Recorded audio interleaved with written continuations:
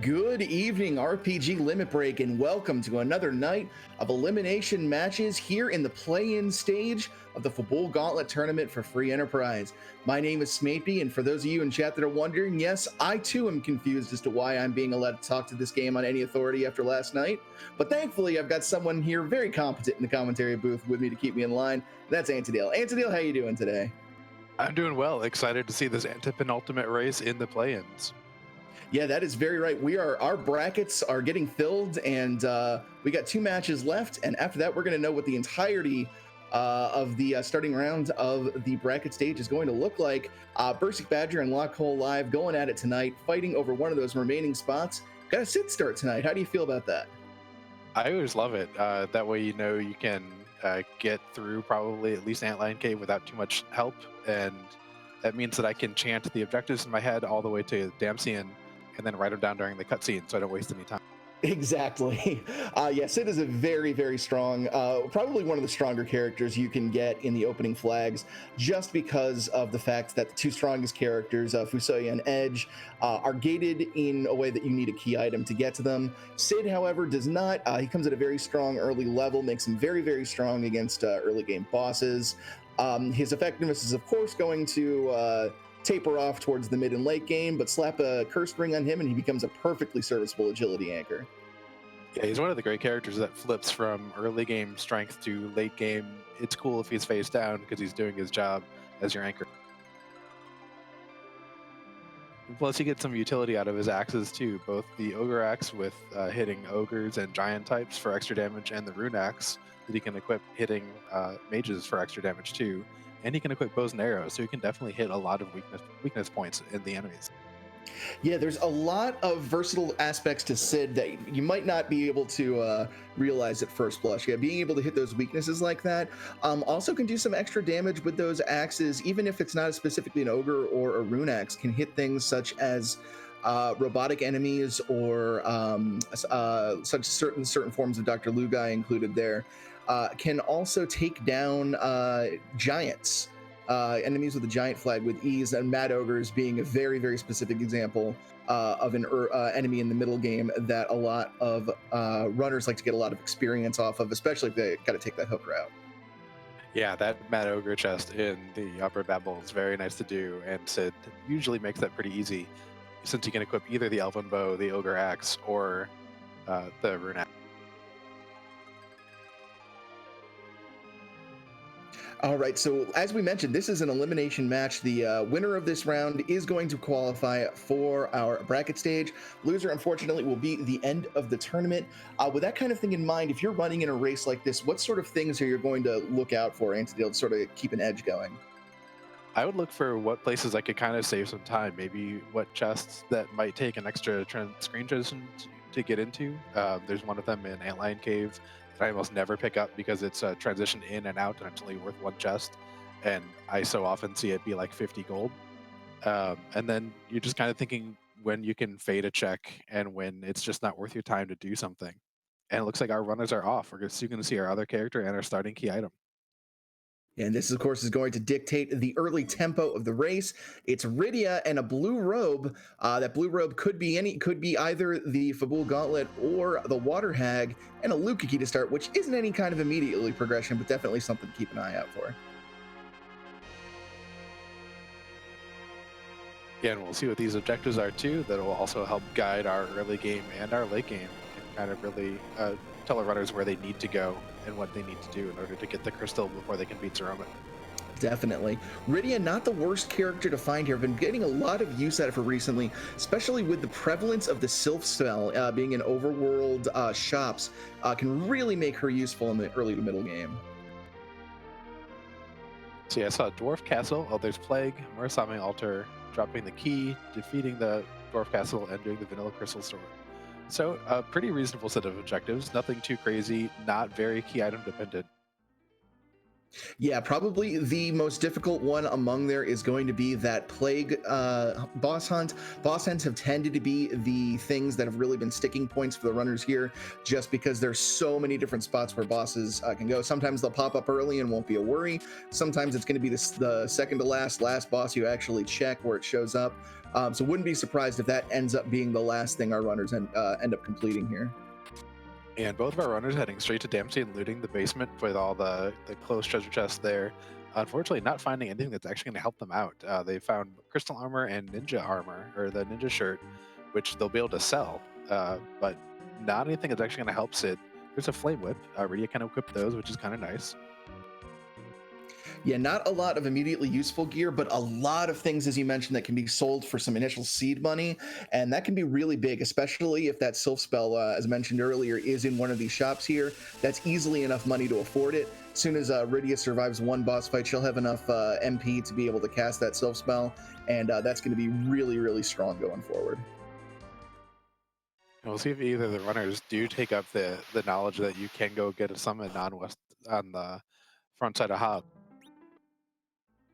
And quick waterfall check here from bursikbadger. That is the Dark Elf, not required for anything here. Gonna go reset out, just take that knowledge. I really like this play from LockeColeLive here. Immediately going into the Antlion Cave, knowing that he's strong enough right now to take on whatever boss is there, and just getting some of the treasure chests in there and getting some progression done. Oh, Ogre Axe, that's a big pickup for Locke. That's a real nice. That definitely makes this easy and free. Unless it's a super rude boss, but you should be fine with it. And we do get a look at that West Hob summon spell. Just the Mage Summon or Mind Flayer, if you're more familiar with the updated translations. Not a terribly useful summon at all. I doubt we'll ever see Rydia use it. Yeah, and neat thing with the Ogre Axe, it's one of the few one-handed axes, so that Sid will also be able to equip shields if we find a good one for him. Yeah, just incredibly accurate. Like you said, one-handed. It has that property on it where it can do extra damage to giants. Just an excellent, excellent weapon all around. It's going to extend Sid's viability even later than he normally would. That's Edward on the east side of Hobbs, and it looks like Bursk is going to go for it. No, he's not, because that's Volvalis. Never mind. That's a comeback later if you need Eddie strats. Otherwise, they can have fun up on the mountain. Yeah, Eddie not required for anything. We're not required by any objective to go to Hobbs, so wouldn't surprise me if Ed spends the rest of the seed rotting there on Hobbs. Yeah, there's just not enough XP there to actually be worth dealing with that Volvalis fight. I don't remember how much defense she picks up there, but it's going to be awkward and annoying no matter what happens. I've got a question from a particularly beautiful person in chat asking, what does Mind Flayer do? If I remember correctly, it is essentially the hold spell. It puts the stun status on, or stop, whatever you want to call it. And I'm not exactly sure what the accuracy is, but it's not something that's going to have a whole lot of utility. Yeah, I'm not sure I've ever actually used it in my Free Enterprise career. And we have Mom Bomb here that has taken out Rydia on the explode, it looks like, but Sid should be getting through it pretty fine. Yeah, it's a little rude fighting Mom Bomb early, just because by virtue of that fight, it's going to add on a whole truckload of HP that there's no way our runners are going to get through this early point, so they do have to eat the explode. It's a little unfortunate for Rydia, because you really want to get her over that hump of that first initial bunch of experience to get her going. Doesn't look like that's going to be the case here unless we have a clutch life at the last second, but no, LockeCole not interested in that. Just wants to get this fight done and move on.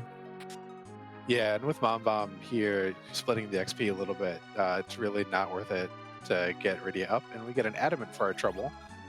Nice if we get a Legend and a Nexcal and a Cecil, but nothing we actually. And a question in chat on whether anyone has checked at Baron Inn. No, neither runner did. They both immediately booked it to Dempsey.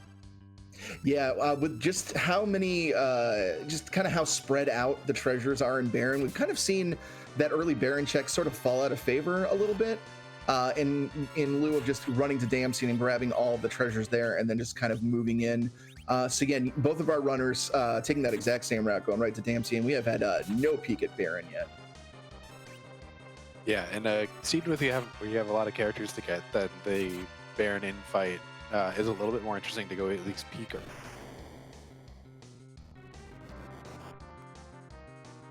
And it looks like LockeCole's next move is going to be to look at Hobbs here. Probably going to be disappointed at the Bard being guided by the Fiend of Air, and wouldn't be surprised if Locke resets out of this as well. Meanwhile, I would not be.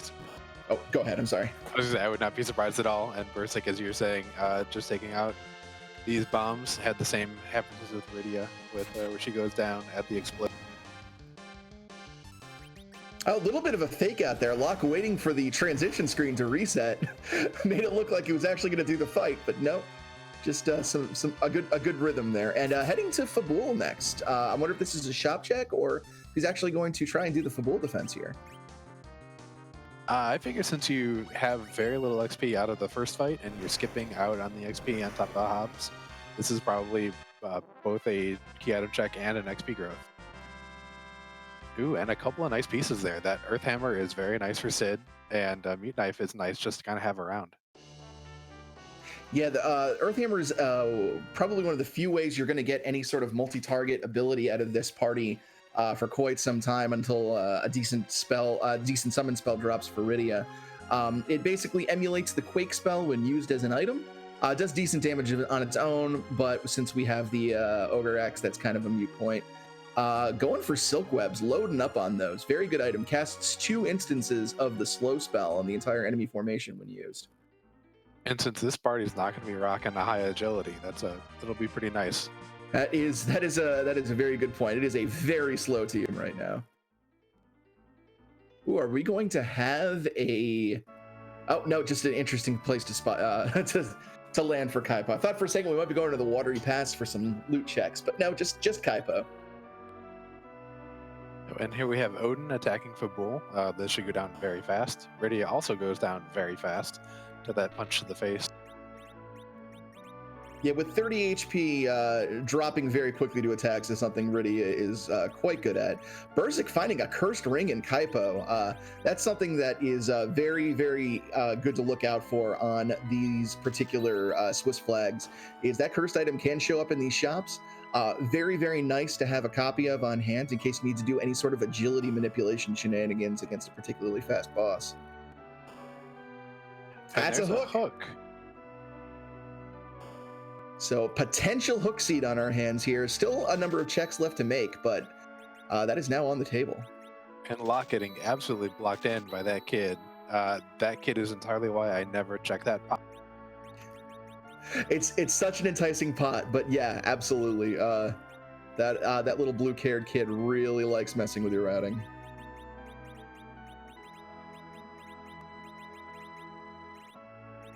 And welcome in Woo Bear and friends. You've just joined us very early in the seed where we have a Sid and Rydia start, where we are handed the. What were we handed? The Luca key was to start, yeah. The Luca key, okay. And we've picked up the hook and the adamant so far. And I think we got a quick glance at the Kaipo bed. It was one of the twins. I want to say it was Porum, but I'm not entirely certain. Meanwhile, we might be getting our first look at Baron here on LockeCole side. Yeah, and Locke picked up Samurai Bow, so we'll be able to back row glitch that Sid, so it can still do full damage in the back row against whatever is here. And that's a lightsaber. That's a lightsaber. That's a Rosa, who is a very good user of that Samurai Bow. Arguably the second best bow in the game to the Artemis Bow. Samurai Bow gives a small strength bonus in addition to having a high attack power. Rosa, being a fantastic archer, is a good way to get some damage out of her until mid to late game there. Yeah, and once again, Rydia going face down and fight, but because of how Dark Knight Tussle works, you're able to get a life potion off right at the end and make sure she gets at least some XP. Yeah, good job buffering that by LockeCole, making sure not only that she gets the XP from this fight, but that she's on her feet for the next fight, because you do not get a chance to heal in between the two fights in the Baron Inn. So you want to make sure you're at as strong a position as possible to be able to take this next fight. And that is that's the elements themselves.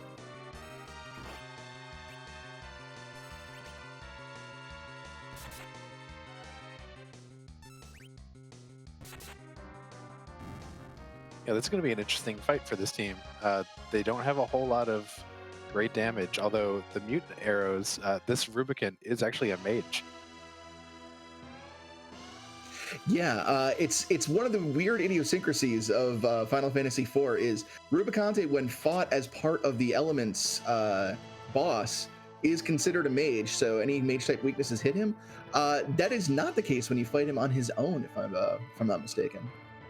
That's correct. He's not weak. He's not a mage somehow on his own, but gets to be a mage here. He learned how to be a mage between fights. Picked up a level in mage cross class. You know how it is. Yes, he went and studied the wand. While you were studying the blade, I studied the wand. And yeah, looks like LockeCole is going to get through this relatively unscathed here. Very, very impressive. That's going to be a very, very valuable white mage in their party. And a look at a key item here.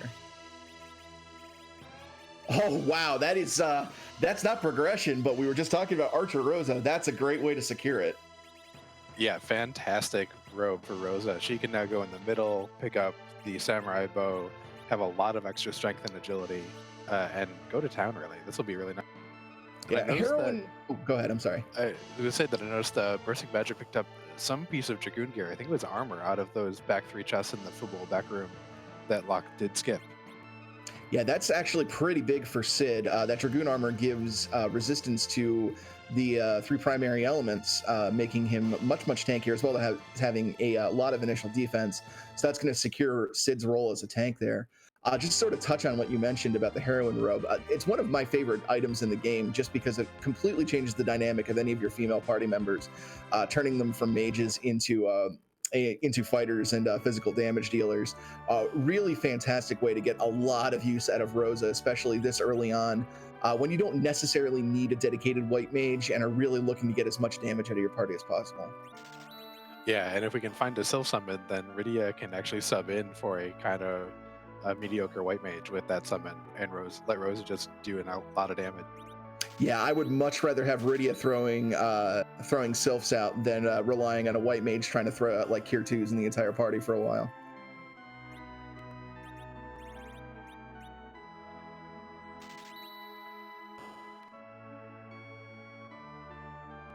It's like both our runners deciding to do some shopping. Yep, and this is always the part where the adventure comes to a halt, as we have to spend our recently acquired cash on the necessities. So while our runners are doing that, I do want to give a huge shout out to the rest of the Restream team that's made this possible here tonight.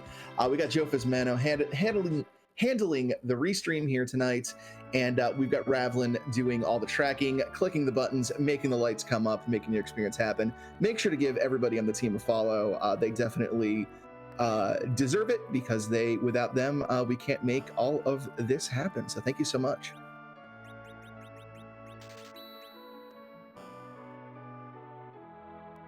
And I like this play by Locke, going to pick up the airship or the hovercraft and gonna go check that character right away.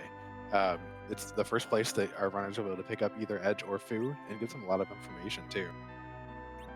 Yeah, definitely. You can, if you're even looking for equipment, you can scum the first couple of chests here too. Doesn't look like he's going to do that much, but especially nice if you can find that trapped Staleman chest, particularly early in Evelyn Cave. You can just reset out, come back out. You know exactly which chest to skip. You can loot everything else, and there are a considerable number of chests in here that are relatively well consolidated, so not a bad place to look for loot. No, and those exits that were found in the item shop are very, very nice, because that's the one thing that makes you not do this dive immediately. It's not being able to exit out once you've seen the character. But found those, and also knows that Bacchus wine are available. Yeah, it's both fantastic finds. One of the one weaknesses that Rosa has as a white mage is she does not learn the exit spell naturally, only learns it as part of a story trigger. Well, speaking of exit, there's our exit mage and our other blue robe. Yeah, so now we know that either Waterhag is here or in at the Bygone spot. Whew, that is incredibly tempting to try to make a cheeky play on the underworld here. It's a 50-50 toss-up whether that's Waterhag sitting in Rubicante's spot, and if you can get something else that can be cheesed or otherwise gotten through pretty easily in King Queen Evelyn, you get underworld access really quickly and get a huge head start. Doesn't look like LockeCole is going to gamble on that, but it would be very risky, but potentially huge. Yeah, because if you're wrong about either one of those two, you're wasting a decent bit of time walking down.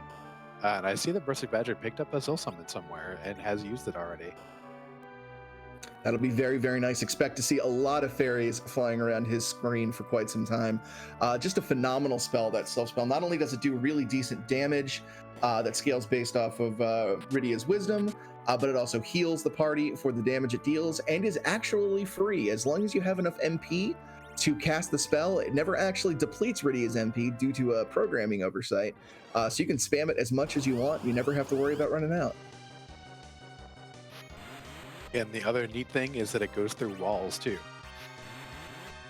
Yeah, exactly. And that is a much bigger deal than you might think. There are a lot of bosses that like to use wall and reflect to try to prevent nasty strategies from you. You don't have to worry about that. So things like CPU, things like the Maga Sisters, you can just sort of tear right through without having to be concerned about your spells getting reflected. Got a play on Ordeals here from LockeCole. Very sensible now that he's got Tella. This is going to unlock his entire spell selection. And with the Adamant already in hand, if Cecil turns up as a Paladin, you're one key item away from getting equipped with the second best sword. And we got a little bit of delicious vanilla here with Mylon and friends in their normal spot. Big brain play using those big bombs you found in the store there to do damage. Major fire weakness here from Mylon and his subordinates, able to hit all there and just make very, very short work of this fight.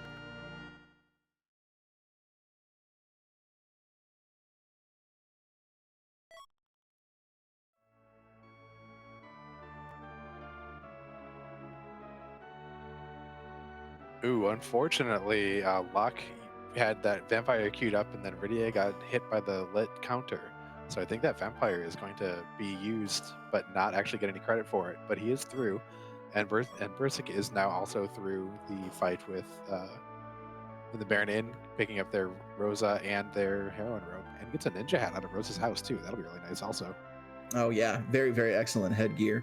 But yeah, one of the unfortunate byproducts of this game's sort of wonky take on the ATB system is that if a party member queues up an item and bites the dust in the middle of it before they can actually get the item off, it's wasted as if it's actually used. Vampires being pretty expensive items early on, that can really hurt. But yeah, just one of those things you've got to be aware of when using consumables like that. Dark Imps shouldn't be terribly difficult in this spot. No, not too bad. They're going to be a little annoying, but shouldn't be very awful. It'd be nice to get that Rydia back up, although I don't think Locke has picked up that Self Summon anyway. It doesn't look like Locke is terribly interested in using Rydia much, which is totally understandable when you've also got a powerhouse in the form of Sid and Rosa right now. Probably just focusing on those two rather than trying to get Rydia online. It's working just fine right now, especially since this boss only does physical attacks. Rosa and Sid able to tank those with ease, considering their enormous defense granted by both the heroine robe and the equipment that Sid has so far. Imps go down, and we're going to the Cludia Shrine to find out what Mount Ordeals has for us today. Yep, we know Tella's going to get a whole lot of memory restored.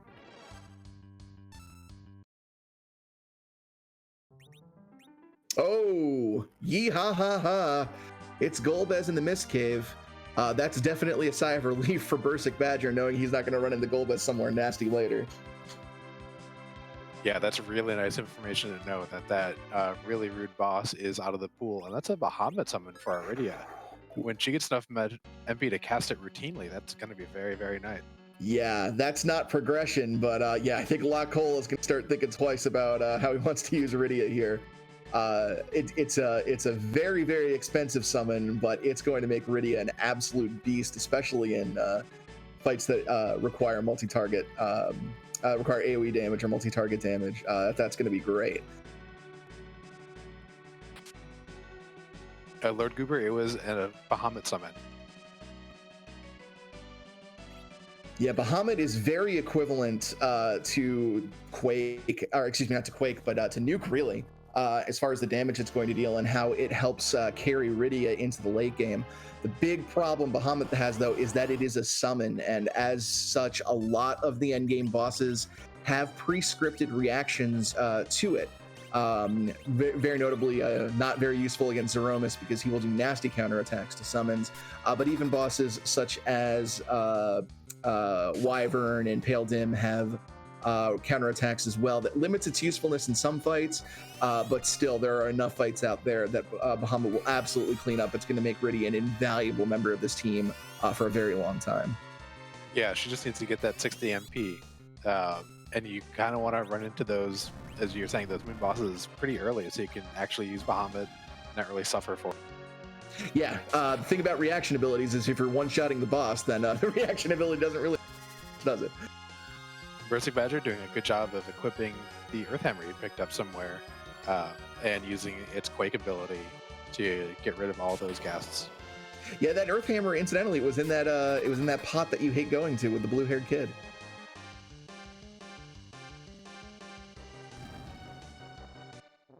I feel like it's an even trade. Oh, his body, and it looks like LockeCole might be feeling ready to take on the hook route and try to get underground here. Yeah, I mean, there's not much else to do. Yeah, other than trying to maybe do a little bit of grinding on Mount Ordeals if you're not feeling confident enough in your party. But I imagine he's probably going to use that Mad Ogre chest to propel Rydia with a couple of levels, enough to be able to utilize that Bahamut summon and get through these bosses here. That's probably going to be the power that these runners need to get into the underground relatively safely.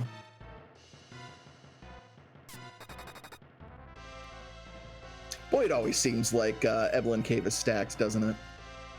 Yeah, especially when you're here for the first time. It's your first gated shop, so the shops get a little bit better once you go underground, or are gated behind a key item. So it just feels real nice to see some high-powered item. Yes, indeed, and we're going to see even more of that going forward in this tournament. Once we move into the bracket stage next week, the shops are going to move up to the pro level from the standard level, which is going to heavily weight these gated shops with better things. So not going to be able to get great stuff from the shops on the overworld, but once we get in Evelyn Cave, once we get underground, once we get to the Hummingway abode on the moon, that's when we're going to start seeing some really, really nice stuff for sale.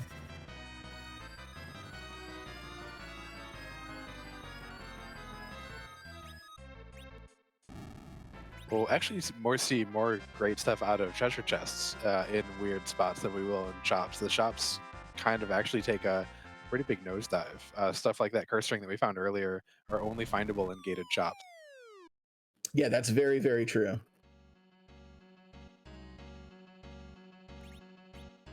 And LockeCole taking advantage of that ice weakness on the Staleman to get through this fight.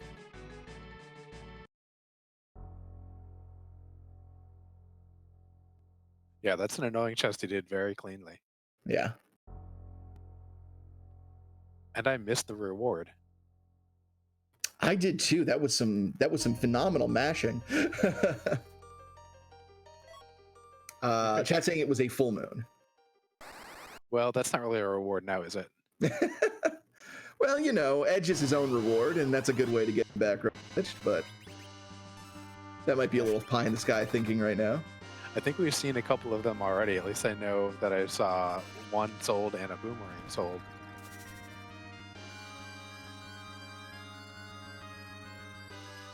But we've seen a charm rod get picked up, and now we've got the wizard shirt, which I think just helps white magic, but will help Rydia's defense a little bit over her normal starting gear.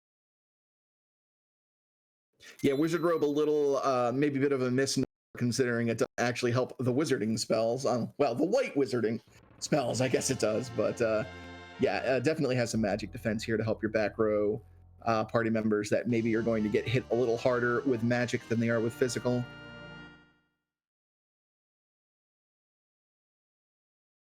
And already checking the chests here in Upper Babel, not a surprise at all, wants to get that Mad Ogre chest and the delicious XP that it has.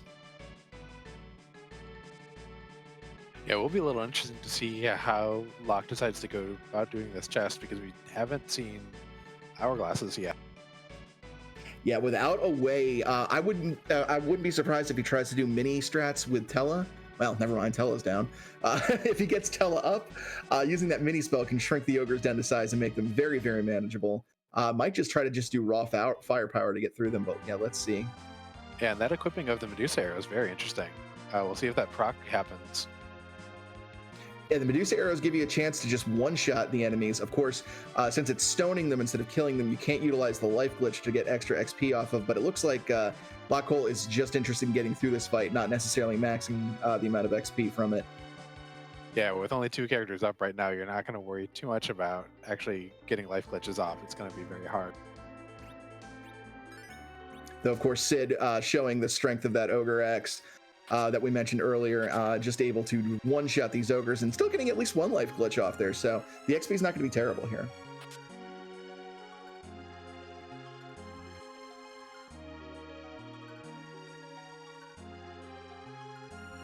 Yep, now they're down to just 1.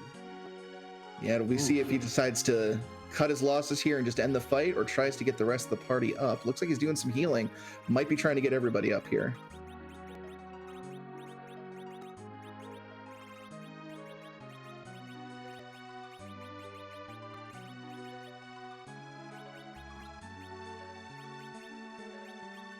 Oh, very, very clean. Gets Rydia up, gets the kill with Sid. Yeah, that's going to be 5 more levels for Rydia. That's fantastic. Yeah, I got 6 ogres out of the 4, so that's really nice. That's Berserk for Rosa, which is excellent too. And a very good ninja sword. Yeah, unless we get an edge at some point to equip that, that's just going to sit on his wall, maybe next to his fedora collection. But hopefully we'll have a ninja that can actually equip that and put that Hanzo steel to work. Yeah, hopefully the seed isn't just teasing us and having Edge hiding behind the giant or something. Wouldn't be the first seed that's thrown me tons and tons of high-level katana. And that's another thing that's going to change in the brackets too. We go down to a distinct 7 with no duplicates available, which means that while you can find multiple of a certain character, only one of them can ever be in your party at a time. Yeah, it's going to be a very, very interesting dynamic shift from here, where we have all characters available. Since you're hitting so many locations, you're getting so many recruitment opportunities. If you want a character in your party, generally in most seeds, you're going to be able to find them at some point in these Swiss seeds, and that's just not the case in the brackets. It's 7 flat characters. You got to deal with the hand that you're dealt, and we're going to see a lot more potentially interesting strategies pop up as a result of trying to deal with that. Antland, not the nicest thing to find here.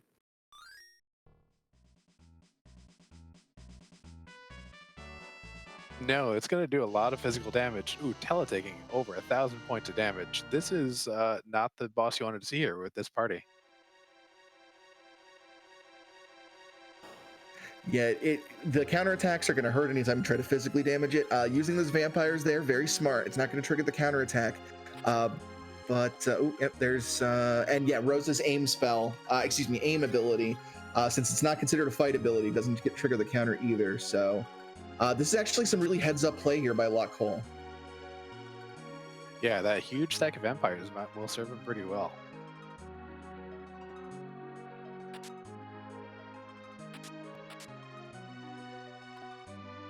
Yeah, even using them just for their healing properties there on Rosa to get her out of critical HP. So yeah, very, very smart.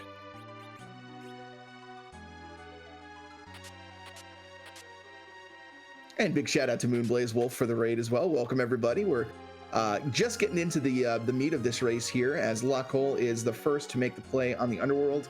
It is a hook-gated seed, so we've got to get through here in order to get into the Underworld. So sit back, relax, and enjoy. Yeah, we know that there is a blue robe behind this ant line that has now gone down for LockeCole. We know that Golbez is in Mist Cave hanging out, and will stay there forever.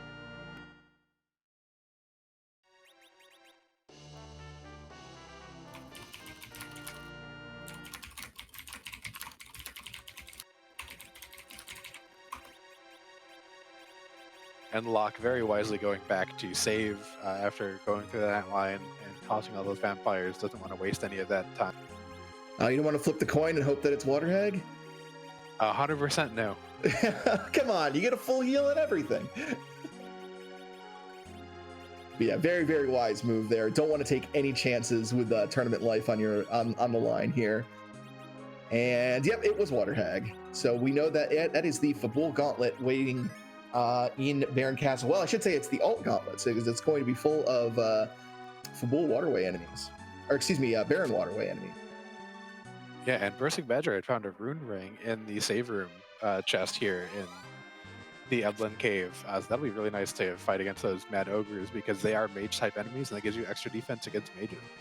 Yeah, that's really, really a big find. I don't think that we saw LockeCole go into that room. I think it just took the save and went on.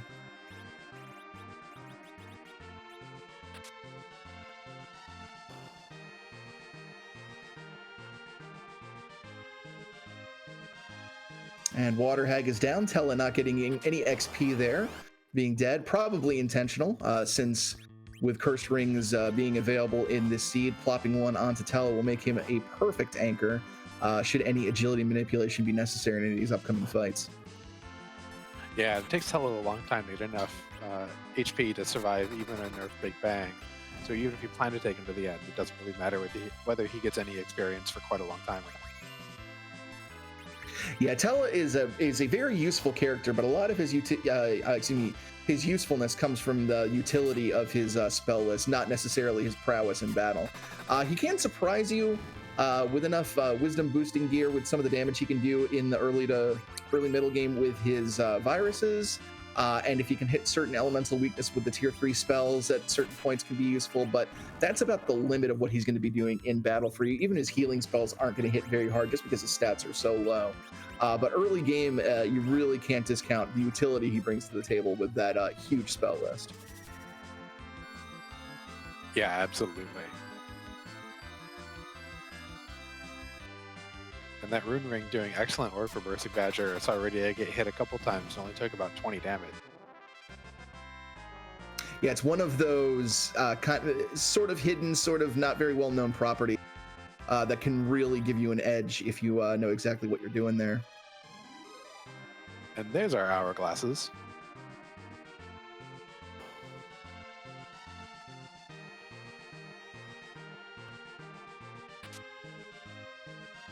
We find a hardworking radiologist.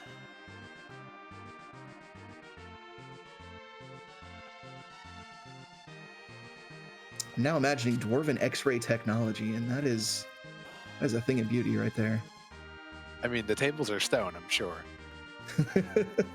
Absolutely.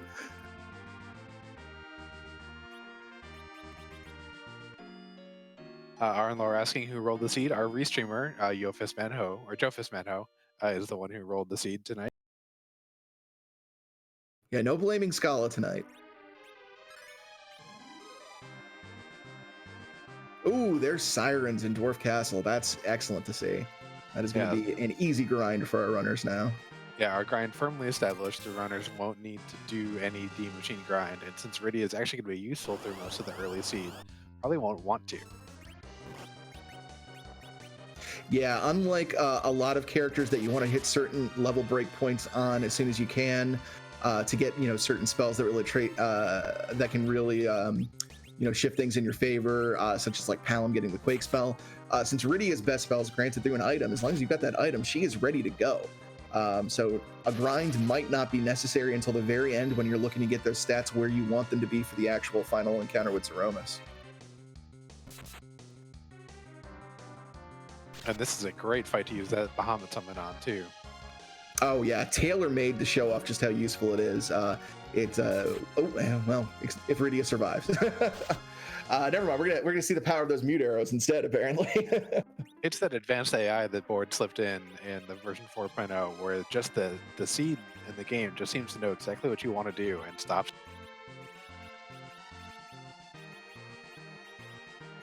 I mean, who do we want to hit? The big burly guy in the samurai armor? Do we want to hit the small little mage, the frail little girl with the blue hair, desperately trying to hand jive her way to summoning a big dragon? Yeah, you never trust anyone with twiddling fingers. That is true.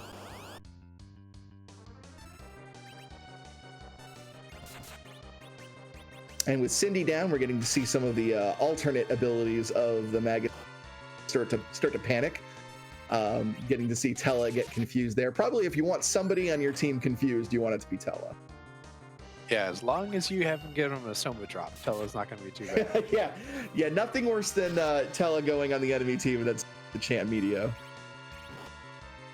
But he ices himself out, so it's fine. We're all good. Everything's fine. That fight went 100% according to plan, I'm sure. Even still, it couldn't have asked for a better result. Tella is down at the end, doesn't get the XP, is still going to be a perfectly serviceable anchor. Everybody who wanted to get the XP is still on their feet. And that's going to be Yang. We don't have the way to cheese it since we don't have Cecil unless he shows up right. Oh my God, it's right here. Wow. Well then. Is a witch confirmed.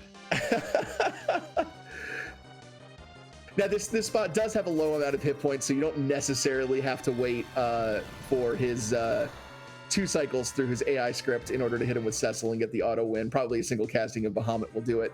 But that is still on the table. If you hit him with Paladin Cecil after a certain amount of time, then he will immediately lose the fight. Yeah, I think we're going to see that out script since Riddy was going to die to the next kick. And there it is. Oh, speaking of a Soma drop, looks like it was in the last chest of Upper Babel, seeing that on bursikbadger screen, which I don't believe LockeCole checked, which means Bursik will have access to Medio Tella should he so desire. And more importantly than the Medio, it's if you intend to do any strats involving Weak, that gets you a 4th cast of Weak out of his NP pool, which is just excellent. Yeah, the less you have to spam ethers during any kind of grind with Tella, the better.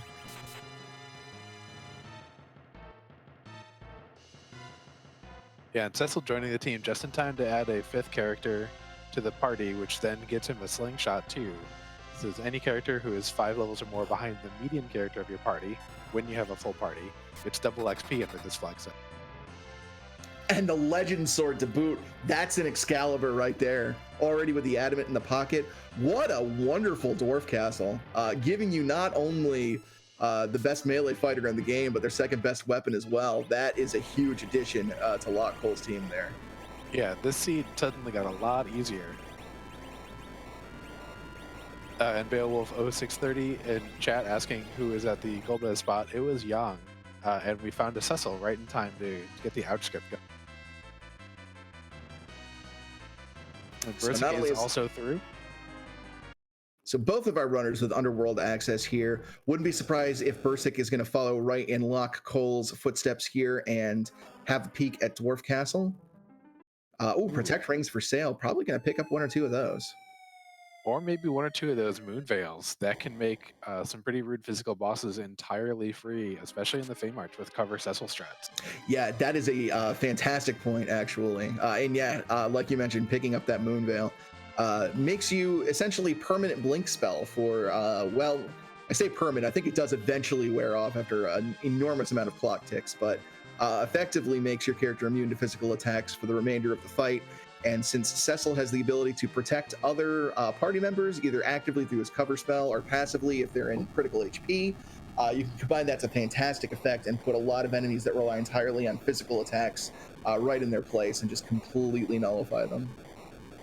Yeah, because that Moonveil gives you both the barrier status and a wall. The wall falls off first. I actually haven't ever seen the barrier status fall off, but I haven't spent like 15 minutes in the fight either. Yeah.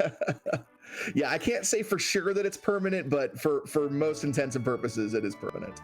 And yeah, with that in tow is going right into the Fey March. I love how bold this play is, saying, I've got Paladin Cecil, he's got an Excalibur, I've got Radio with Bahamut, I got a Moonveil in my pocket, I can do anything this Fey March can throw at me. Really strong play here from LockeCole. Yeah, one thing I think Locke didn't do yet is actually buy any of those sirens we saw in Dwarf Castle.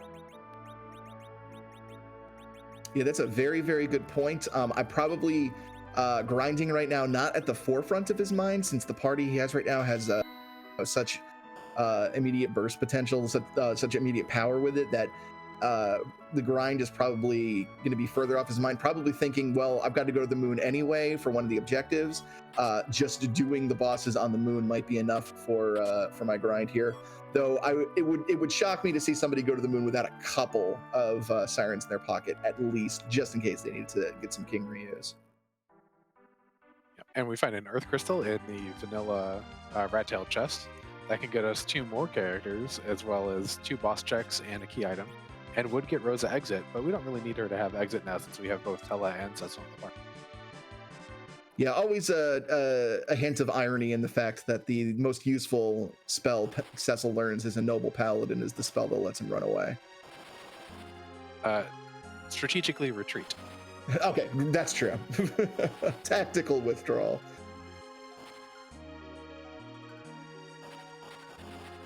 Not a awful set of bosses here for the Feymarch. Bahamut is easily dealt with if you've got enough Star Veils. Now there is still a lot of HP to go through, and it's going to take maybe 2 or 3 rounds of that Mega Nuke to get through it.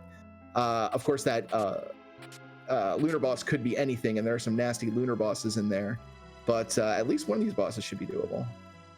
Yeah, I could see even zerking up Cecil and then using Tella to throw a wall on him.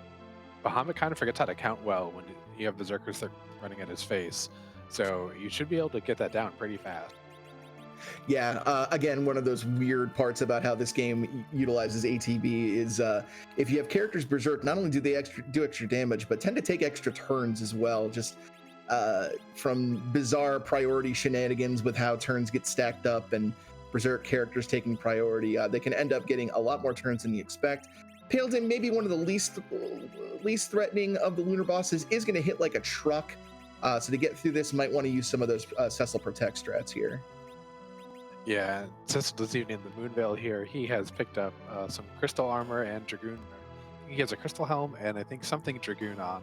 So we'll be able to cover people just fine. Unfortunately, we'll be able to berserk him to do all the damage. Yeah, one of the nice things here is that since Paladin is one-shotting most of the characters, bringing them up with a life potion is likely to put them automatically in that critical HP status. So Cecil is already going to be ready to protect them automatically.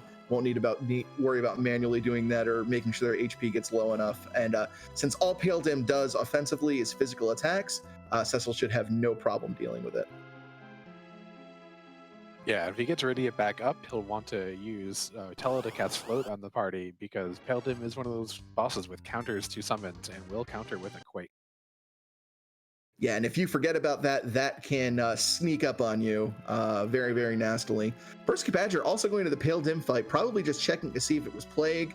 Resets out as soon as he sees who it is. Let's see if he tries to set up and actually take it on, or is just going to sort of leave this for later. Yeah, doesn't want any part of it. He is leaving the Feymarch here.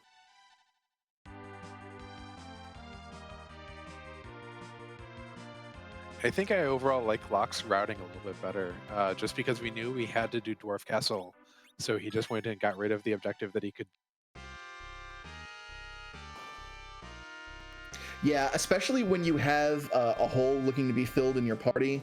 Dwarf Castle can be a very, very strong play once you get to the underground. It gives a surprisingly high amount of XP for these boss spots, considering their relative danger. There's 2 of them, so you're getting a really decent chunk of XP. You're getting an extra character, and of course, the key item as well. So Dwarf Castle is a very, very attractive play in this situation. Yeah, especially because they're still looking for Plague too. It gives you 2 chances to find that boss. It doesn't look like LockeCole wants to mess with that Quake counter at all, just using Virus with Rydia here to do damage. So it's going to be a little bit of a slog of a fight to get through the massive amount of HP at a sort of spot, but should get through it without any real danger here. And this could be a big difference. If there ends up being something key here in the Feymarch, this is going to be a massive advantage for LockeCole. Yeah, because Locke should be able to get through both of these fights and then just forget the Feymarch exists after that. Yeah, which is always nice. The Feymarch, it can present a real stumbling block when you're trying to route these out, just because the huge jump in difficulty that these fights present relative to the rest of the things that you have available to you in the underground. So it can often be a huge question on your mind that you really have to judge based on what the seed has given you so far. You know, if I do find access to the moon, am I going to go to the moon, which is dense with checks, and leave the Feymarch for later? Am I going to power up right now so that I can sort of get everything done in the Feymarch in one fell swoop? how runners approach this can really make or break their progress in a seed. And Pale Dim is down.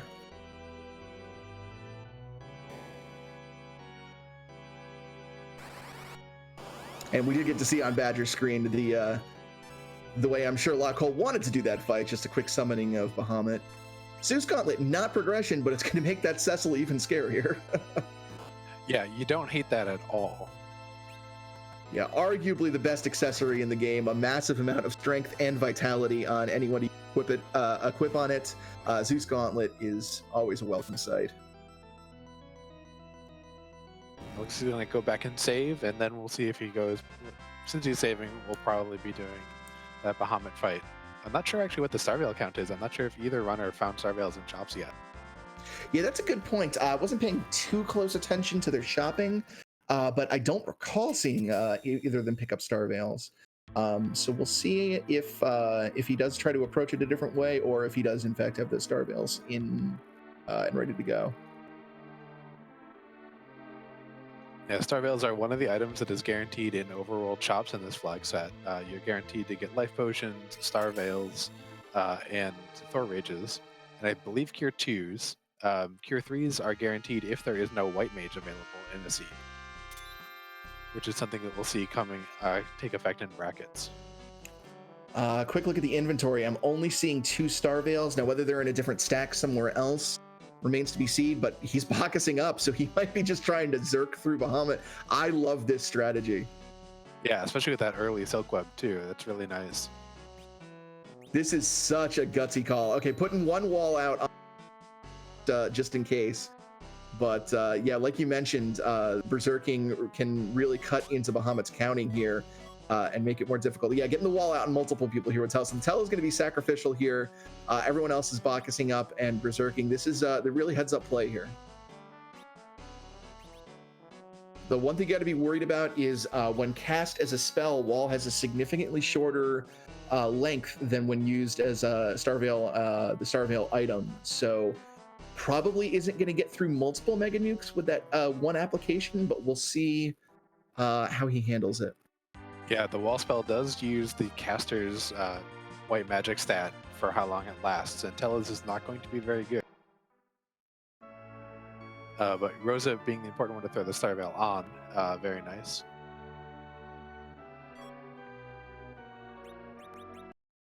The damage going out on Bahamut is very, very substantial, though, so here comes the Mega Nuke. All the important people got walls, so that's excellent. And that's a self-death. That is gorgeous. Not only getting through it smoothly, but Tella taking the death as well to make sure he's not gaining any more agility. Just a textbook way on how to handle that.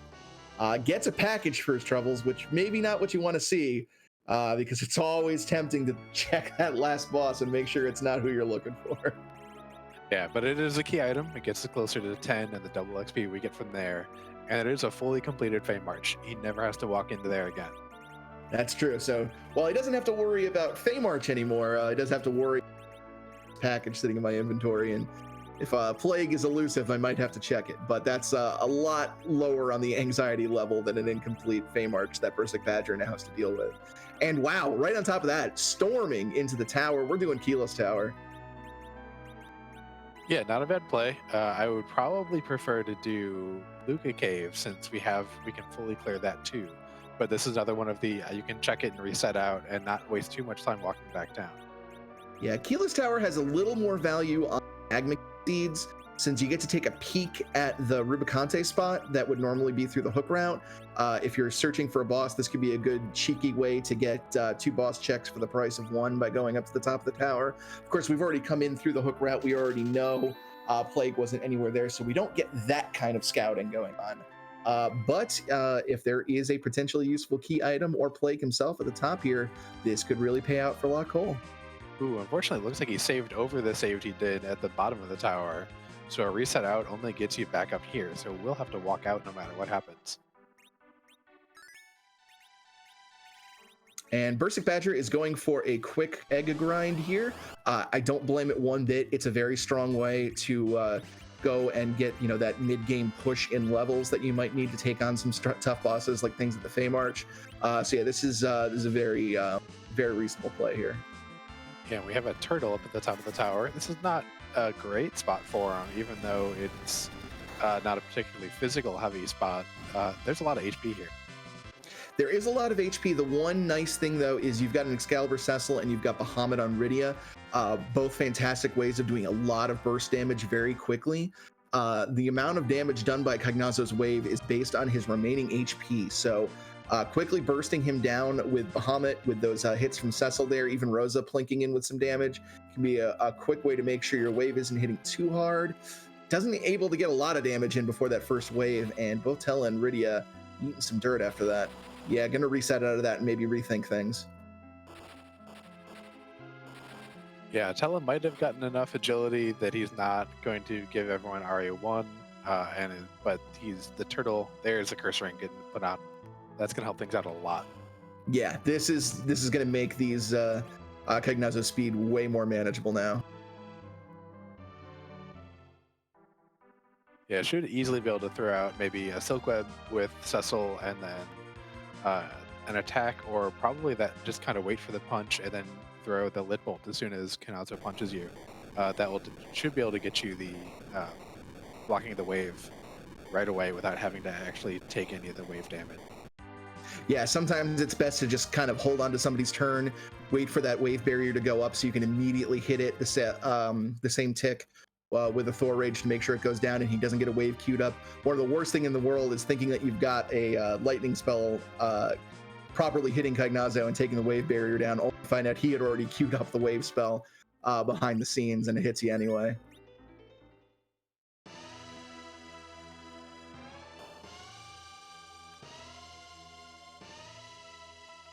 Looks like Bursik is giving us our Sheila 1 check, having visited Yang in the Sylph Cave.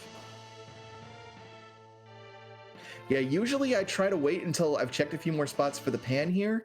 But yeah, Bursik just going ahead and making the check here. I don't hate this. If this is some sort of progression, it could be a very nice differentiator for him. That's the Twin Harp. Let's see if Bursik decides to chase that. Yeah, and looks like LockeCole did get the wave through the Lit Bolt while and got the wave or the water down, but the wave had already been queued up, so it still came out. That's another one of those bits of the ATB system that Final Fantasy IV has, that if an action is queued, it will continue to happen if the enemy is alive. Yeah, a strong understanding of how the ATB system in this game works can really separate good runners from great runners, and it's even some of the best people who play free enterprise can still get tripped up by just some of the jank in the ATB system and just how differently it works from more contemporary Final Fantasies or even other Final Fantasies on the Super Nintendo that had a little more refined take on the system. Can really trip people up. Yeah, and TCG Jin asking in chat, how many other play-in races are there? There are 2 more. There's one Friday and one Saturday night. And then also tomorrow we're going to have a special race we're calling a little bit of a salty run back. Anyone who has not made play-ins or brackets is welcome to join. And it'll be these Swiss flags, but with a couple of extra enhancements. We'll be able to have the adamant armors on as well as the spoon. So that'll be tomorrow night at 7 p.m. Eastern. Feel free to come out and watch or join that race. That's going to be very, very fun. I'm sure a lot of pent-up aggression is going to be there.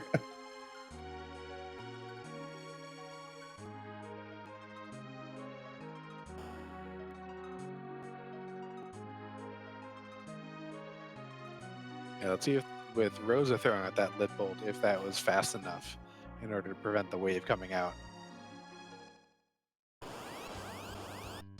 And it was. That's good news.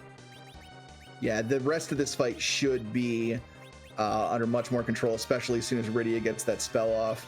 That's going to do a huge chunk of damage and make sure those waves don't hit very hard at all going forward. And yeah, Cecil continuing to rack up the damage here. I think it's safe to say LockeCole's got this under control now. Yeah, and while he's got this under control, looks like Bursik is getting his party under control, and the Dark Elf will be putting them down for a moment. And we'll get Edward coming out and playing some delicious harp tunes for us. Absolutely. We randomize Edward's harp music. It's one of chat's favorite Easter eggs. So As soon as Tella bites the dust here, we're going to hand things over to the Bard to serenade you this evening. And we get a darkness crystal from that turtle. That's a required turtle and a wonderful Galaxy Brain play. Yeah. Lock. I want to fawn over that, but it's Edward time.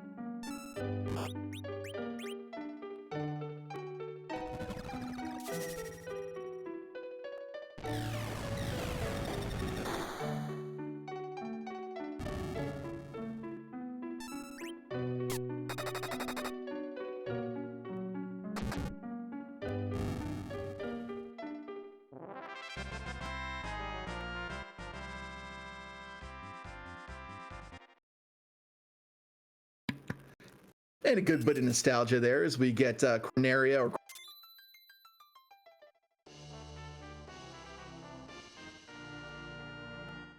Yeah, and it's always interesting to see the how much magic defense there matters, because even Bahamut is not able to kill all of Baigen right away, and we get a tower key, which is great news for Bursic. Yeah, that means that chain is going to continue. It's also going to put him on the path to getting that darkness crystal that LockeCole got from doing Keyless Tower, which might push him towards the moon. Of course, we've got a lunar objective, so getting to that moon, very, very important, getting that underway. Looks like that is immediately where LockeCole is going here after finding that darkness crystal up there. Yeah, look like Bursic is also going to do take the 2 checks out here, since he has also the Earth Crystal. And it's going to do some looting. This will be a play that will be a lot more aggressively done in the bracket stage because of how good this Troy Treasury gets in once we get into T-Pro.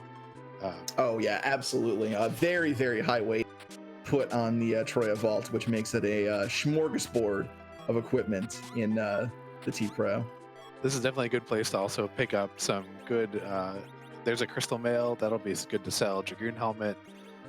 So even on this flag set, it's still nice and can definitely fuel all of the expenses that I'll need for the rest of the seed.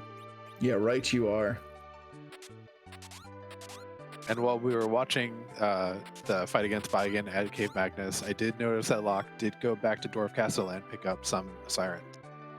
Yeah, like we mentioned earlier, even though you ideally want to get all the experience you need on a seed from the bosses themselves on the moon, having some Sirens is incredibly helpful because there are some really good grind spots on the moon to get in the last minute levels that you might need. And it's Kane.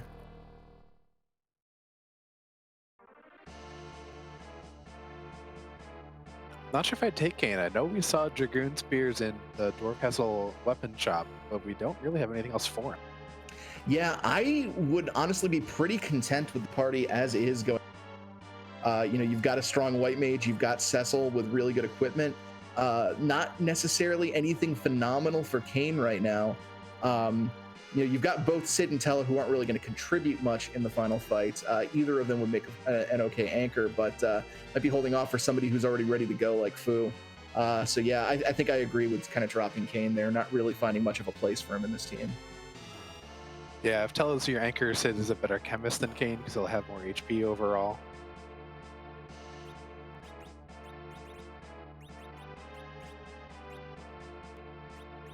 And we're going to see if the legends are true and Cave Bahamut holds that elusive value. But first, I think we're gonna fight some King Ryus.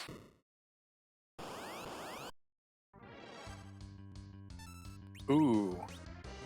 You do have to be fully out of doors for the siren to work. That's a little unfortunate since he only has a total of 3 after using that one. Yeah, I've only made that mistake about 1,000 times.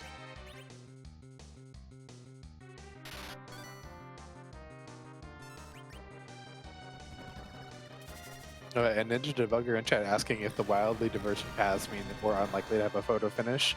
That's actually really going to depend on where Plague is, I think.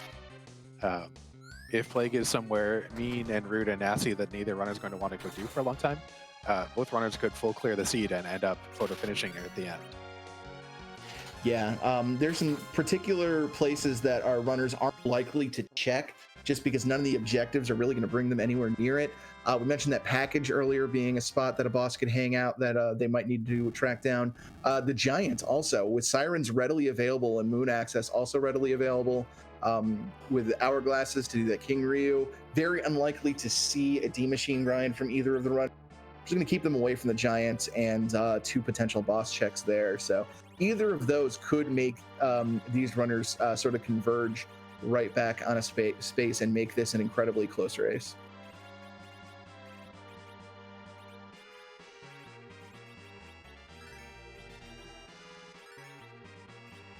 Yeah, I probably would also duck out of that Asura here, especially since Locke doesn't really have a whole lot of Star Veils left either.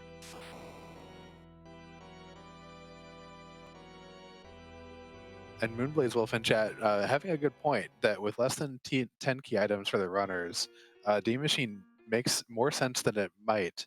Although we are about an hour in, I know I'd feel pretty tense about it. Yeah, that actually is a very, very good point. The seed has been very, very key items so far. So yeah, that could be a really good option. We got a second Rosa and a Yang inside a Tower of Zod here. I doubt either of those are going to get picked up by bursikbadger, but there they are. Although one thing with doing Towers out here and getting 2 new characters, you suddenly have a very interesting option to get some slingshots out of a D-Machine grind. And Yang would definitely someone that loves a slingshot. Yeah, and as if, you know, proving you right and me wrong, picking up Yang and dumping Sid, so wants to take advantage of that here.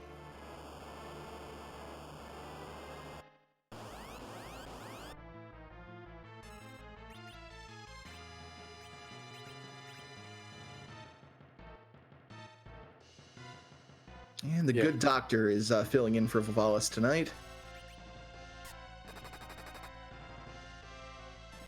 I mean, it is one place where that Sid would do a lot more than Yang, but with an Excalibur Cecil, we're not really worried about it.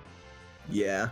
The only question is here is, do you just let Yang take the experience here, or do you maybe try to kill him off and try to slingshot him elsewhere? Looks like bursikbadger not doing anything yet, but that would probably be in the second fight with Lugai if he's going to make a play like that.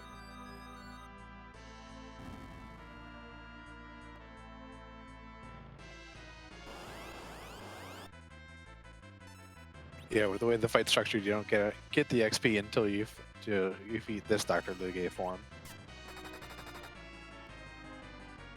Yeah, and LockeCole continuing to do the just what you need to do kind of aspect. Immediately going for the Murasame altar and finds Plague. That's huge. Wow. That is big. So yeah, lots of value on the moon tonight at 2 objectives. The Murasame altar. Actually, this is the Murasame altar, isn't it? Yeah, it is. Yeah, so there you go. That's going to be 2 objectives done as soon as this fight is over. Yeah, and with the Bacchus Wines in hand, this is a pretty free fight. Tella is getting them to relative agility 1 for everybody. And with the ATB system works, that as long as people are actually actively swinging, their count won't actually expire. So I don't have to worry about killing people off and resurrecting them. Just kind of have to worry about keeping menu actions going. Yeah, right you are. And as soon as you're done here, you head right down to the Wyvern spot, get that Crystal Altar objective done, and all of a sudden we go from right up to 3 objectives done, and we're just looking for the Magma Key at that point. And Earth Crystal does not really pay off for Berserk, just gets a silver apple. Yeah, very, very unfortunate. So it's looking increasingly likely that this moon is the play. with all of this value up here and so many key item checks left to do, there's a high likelihood that something on here on the moon is going to lead to the magma key. Bursik now hitting the tower, going to get both of those objectives done. We'll get that darkness crystal that will hopefully lead him to the moon very soon. Of course, if the tower key here leads to a magma key, this could swing right back into Bursik's favor. And the game knows that you're going to drop that cane and gives you a Dragoon Spear right after you do so.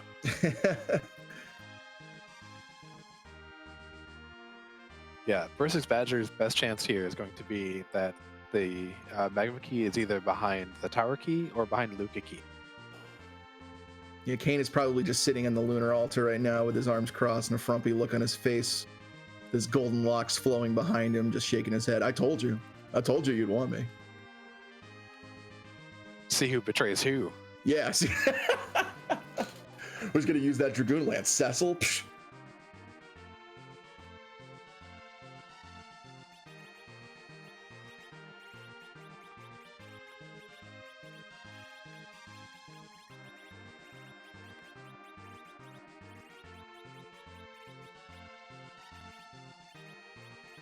Let's see if Bursik can get through this turtle a little bit more cleanly than Locke did. Locke had to take a couple of tries to get the timing right to at least get the first wave down before Cecil's exhale damage could carry him through. Yeah, it'll be interesting to see if Bursik has the same kind of struggles, or if the little bit of extra time he spent out of here has kind of pushed him to the point where he can more easily deal with this. But yeah, this will be an interesting fight to watch. If he does handle this more cleanly, that could earn him some precious time that he might need to get back in this race. Yeah, and Get Cooped asking if Kane is chilling in Mysidia Tower. That is correct. We still have the ability to rescue characters in this flag set. So if you wanted to, you could go get that Kane. But I think we're probably a little bit too far into it to actually want to at this point. Yeah, once we move to the bracket stage next week, that flag will be turned off. So once you accept or reject a character, you got to deal with that decision. Oh, nasty wave takes out 3 of the 4 party members, and yeah, this is going to be a struggle to recover from this. Yeah, this is probably going to be a quick reset because I think it'll be a little bit too much to recover from. And meanwhile, LockeCole dealing with Octomam, very, very straightforward fight. All she does is attack physically, very, very fast, mind you, but it's nothing that some powerful defensive gear on Cecil, a blink spell, and some covering action can't get through. Yep, and that second wave just doing a little bit too much, knocking out bursikbadger's party, gonna make him try again to get his darkness crystal.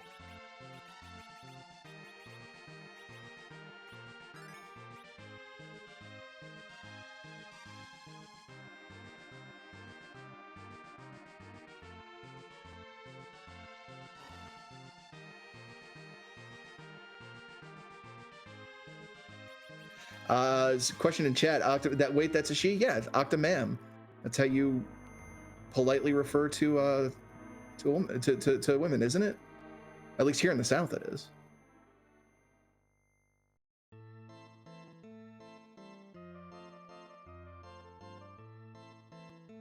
Yeah, Jeebus in chat showing us where the apostrophe would go if we actually had enough characters in the name. Yeah, makes perfect sense. Sir, spelled it slightly different.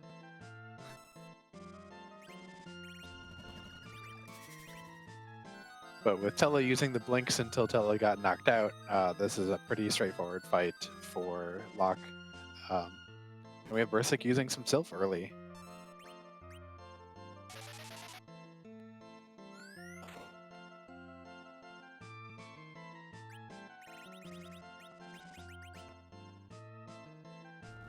Oh goodness, and I think that might have just sealed things for LockeCole. That is a tremendous advantage that he.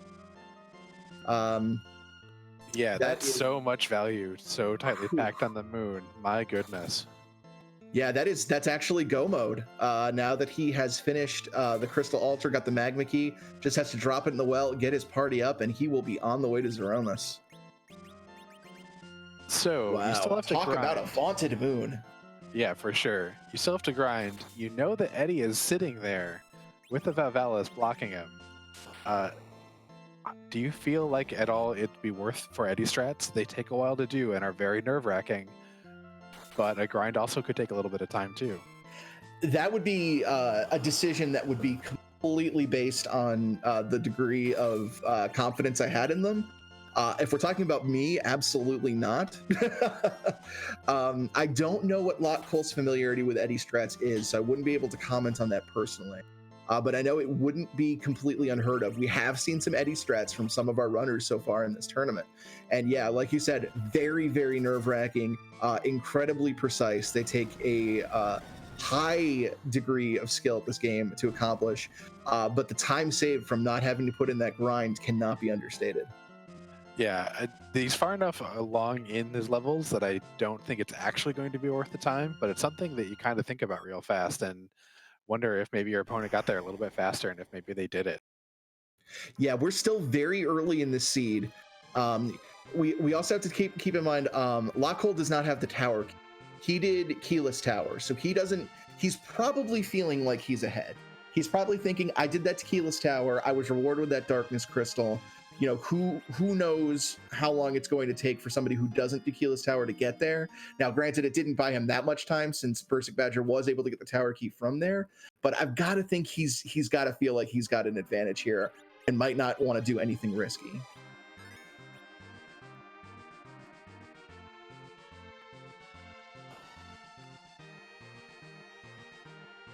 Picking up some Ether 2, Silk Webs, and Life Potions. I wonder what we're going to see here.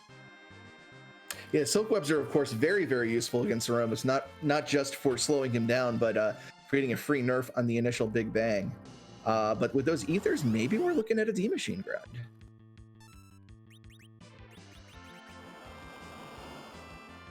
Now that feels like that's a little bit too slow for how much there's, how many levels you actually need here. Nope, going to the moon, so I think it's probably going to be King Reed. Well, maybe not. Did he get additional sirens? No, I don't remember seeing any. I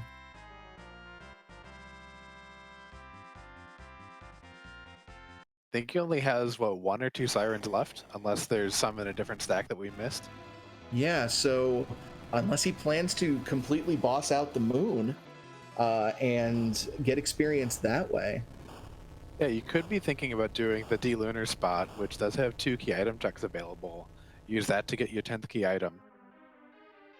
Yeah, the problem with that is that the D-Lunar spot is far and away the highest XP value on the moon. So if you were going to use bosses to get your XP, you would want to save that until after you got your 10 key items.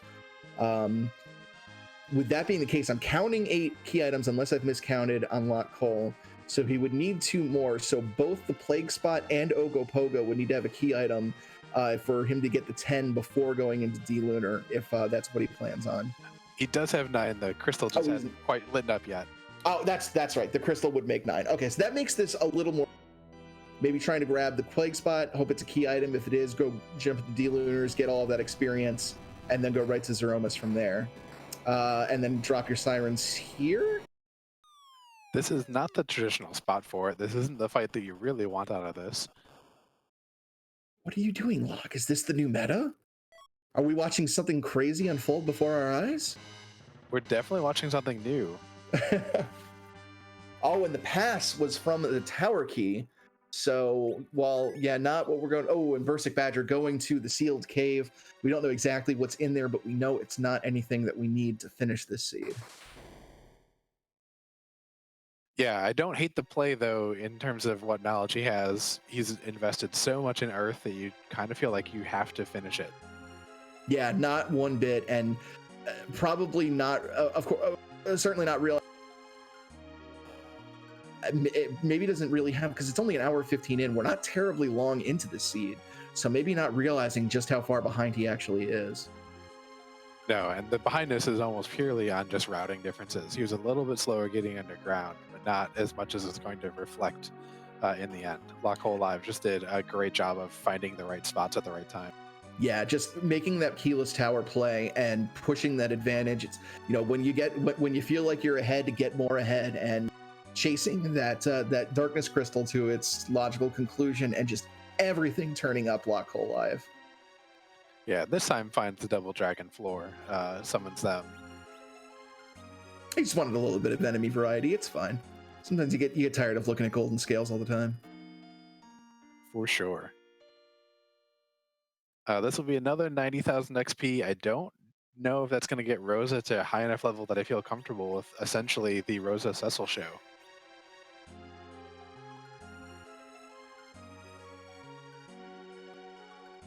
And we do get the life out. So yeah, gonna get that full 90,000.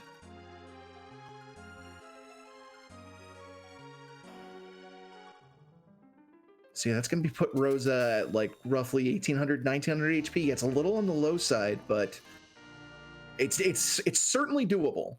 That's for sure. Doable, and that's a pan. Bursic continuing to get key items.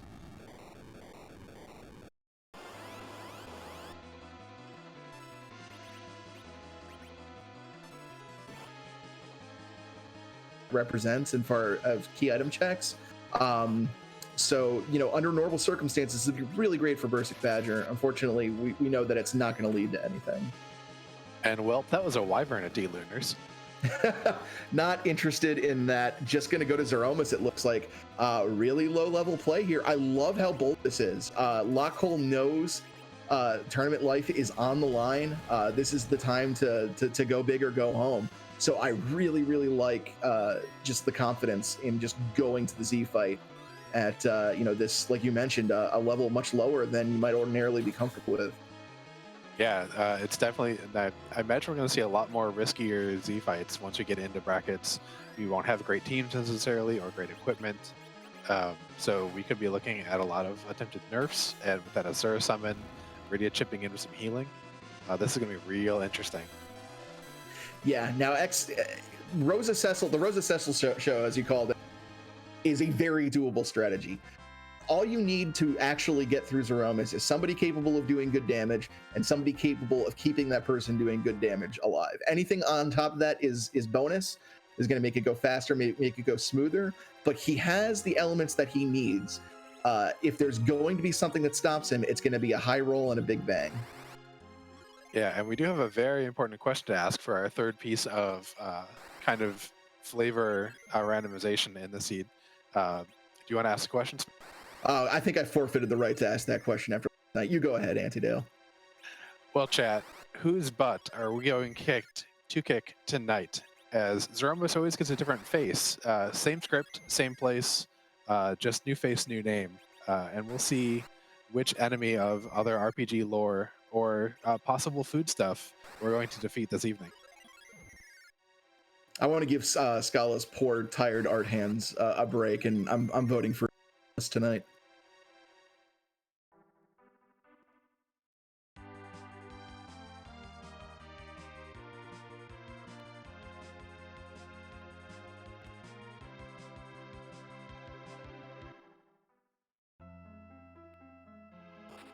Oh, it's animals, Miss Animus, whatever it is. It's the animals.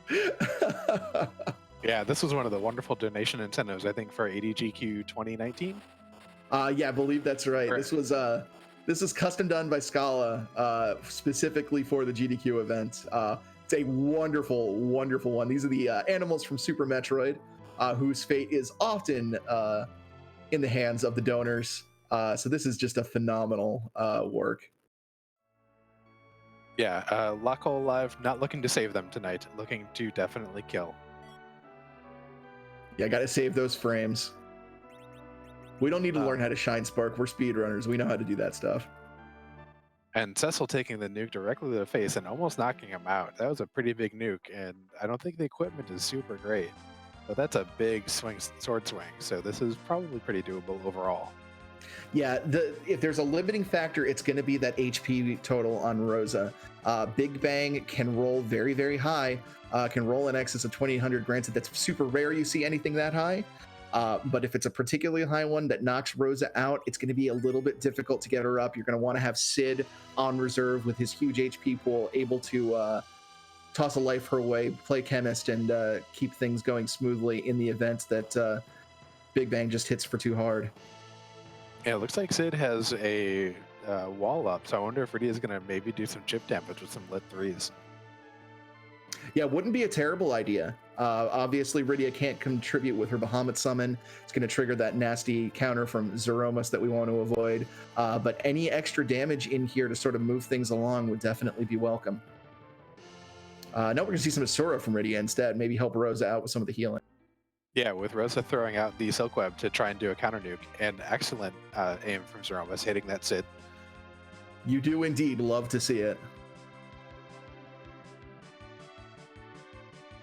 Yeah, bursikbadger looks like has visited Yang a second time, used the pan, and is going back to Fabul to turn it in. It's gotten a Baron key out of it, actually. Oof. Just going to send him further and further out of the way, unfortunately. Two major routes sort of materialized over the course of this seed, and our runners took alternate routes, and one of them ended up just having everything on it. Yeah, the double value on the moon was pretty intense. All right, the black hole goes out, so that's going to reset everyone's status. We're going to have to set back up any berserks or walls that we'll want to keep up. The nice thing is you get some breathing room after the black hole. You have at least 2 turns before you got to deal with any more damage coming from Zeromus. Yeah, and got Tella back up maybe to help with any kind of chip-in cures or just to be a target for another counter nuke. But this is a really well-managed Z-fight for these levels. Yeah, LockeCole is not relying on any one dominant strategy here, is relying on a lot of to help this somewhat low-level party kind of get through here. Really, really strong understanding of how this fight works. Yeah, and Alice Heal in chat asking if Setzel has a Crystal Sword. He doesn't. He has Excal, but also has Zeus Gauntlets.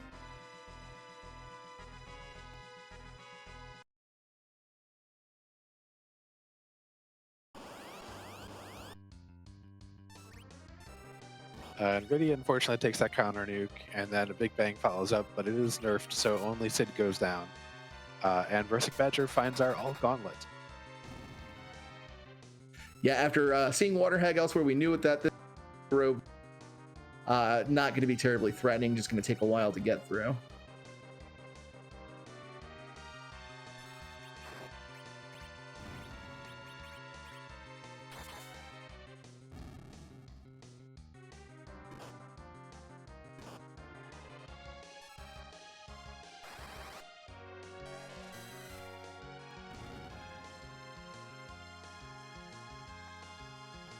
And Rydia, or Rosa taking the counter nuke is not so happy. Hopefully there's enough curatives here to get her back up. Yeah, the Locke actually did bring Rydia back up, and Rydia's going to throw the life out, help out. Sid's going to throw some potions around. Cecil's going to crit for 5,000 damage. You know. Yeah, and that elixir puts Rosa back into a safe spot.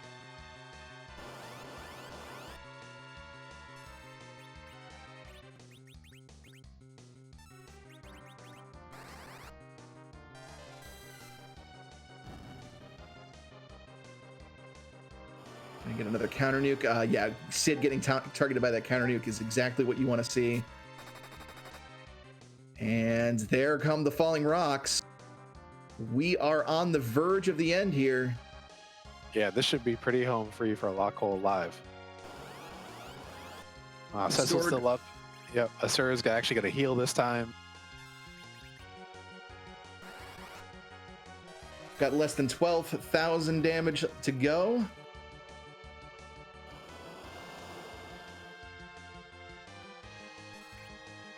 And that's a flash, a crack, and a boom, and a done for LockeColeLive. GG's to LockeColeLive, who is advancing to the bracket stage. Yeah, what a textbook Z fight there. Just pulling out every strategy possible to get through with this team. I think we are joined by LockeCole right now. LockeCole, GG, congratulations. What a final fight. Thank you. Amazingly done there. Kind of want to walk us through what you were thinking going into it, and just all the strategies that you sort of pulled out there at the end? That's a good question, because honestly, that was my best Zeromus fight at this level. Like, I've never actually been able to do a fight like that. So, well, what a great time to do it. That was excellently done. Oh man, this seed. Oh boy. Yeah, talk about a vaunted moon, right? Yeah, I wasn't expecting to get double 2-for-1s. that was something else. So you make the early play to do Keyless Tower and get that Darkness Crystal. Were you just thinking from that point, okay, I've got to ride this through all the way to the end here, or what was sort of your routing thought process as soon as you saw that Darkness Crystal? As soon as I saw the darkness, I was like, I'm going up to the moon. I'm gonna do a couple sirens just to get some levels, and then chase the 2 objectives that we need to do on the moon anyway. I figure, I gotta get them done. I can do the rest of the moon with them, and just kind of check on my way down. Gotcha.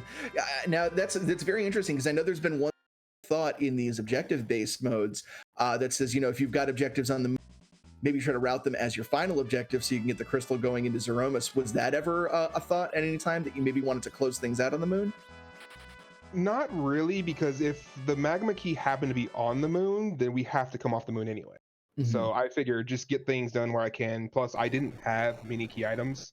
Like, I really didn't have much, because I didn't chase like the Earth Crystal, the Luca key. Didn't talk to Yang at the Self Cave, so I'm like, I don't have much. I might as well just go to the moon. Moon's always got stuff, right? In theory, it does. Today, it certainly did. Definitely did. Yeah, it's always got stuff. It just happened to have the right stuff tonight. Definitely. Yeah, so talk to us about those sirens, with the one of them where you kind of used it in the door prematurely. So that was an accident. I didn't know about that. Now I know. The one on my way down to Zeromus, I don't actually know which floor I need to use them on. Now I know. So those are both learning experiences for me. Hey, good. Better to learn now than later in the bracket stage, right? Will we even get sirens in the bracket stages? I don't think we will. I don't. I need to look specifically at how pro shops work, but I think it's extremely unlikely that they show up compared to these Swiss seeds, where they're far more likely to show up. Yeah, they can show up in the LockeCole shop, and then you can also steal them from the trap chest monsters in the lower Babel, if you have an ed. Okay. And beyond that, you might find 1 or 2 in chests and hoard them and use them at very appropriate times. Yeah, just keep them forever. Yeah, it's pretty much like I need 34,000 XP underground in order to beat somebody, or I'm just going to use it for my final grind. So speaking of the bracket stage, with that Z fight there, just sort of the depth of the strategy pocket you kind of reached into to make everything work, was that maybe a shot of confidence going into this like limited character pool and bracket stage? How are you sort of feeling about the change in flag set? I feel pretty good now after something like that. If I can pull that off, I'm sure I could take care of whatever happens in brackets at this point. Because I know a Zeromus fight is definitely my probably weakest thing. Because I'm not that great at trying to nerf things or do the alternate strats, but I'm learning. I'm getting there. Well, you're not just getting there, you've gotten there as far as the tournament goes. So you are in the bracket stage. You have moved past the Swiss round, solidifying your spot there. So congratulations, LockeCole. Did you have any final thoughts on the seed you maybe wanted to share with anybody? Kainezo sucks. Yes, he does.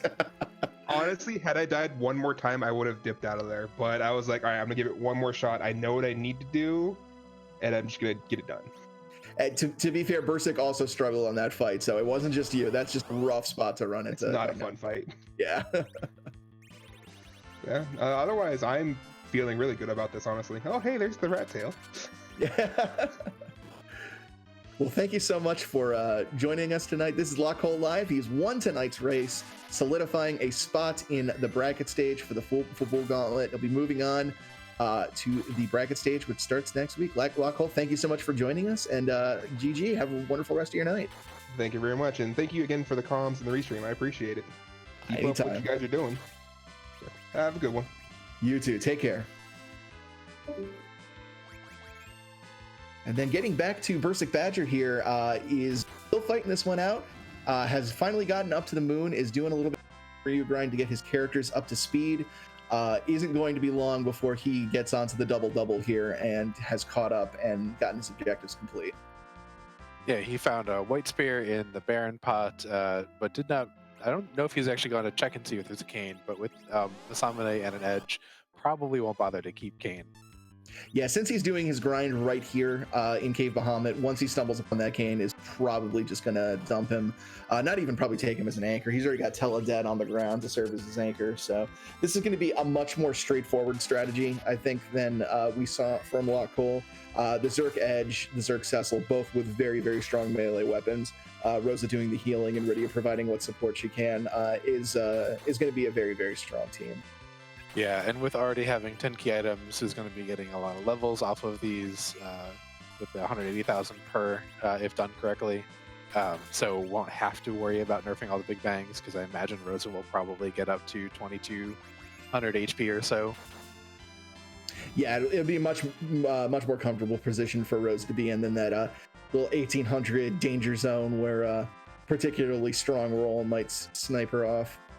Yeah, and I know I've seen Bursik pick up at least 1 or 2 sorcerer robes too. There was one in the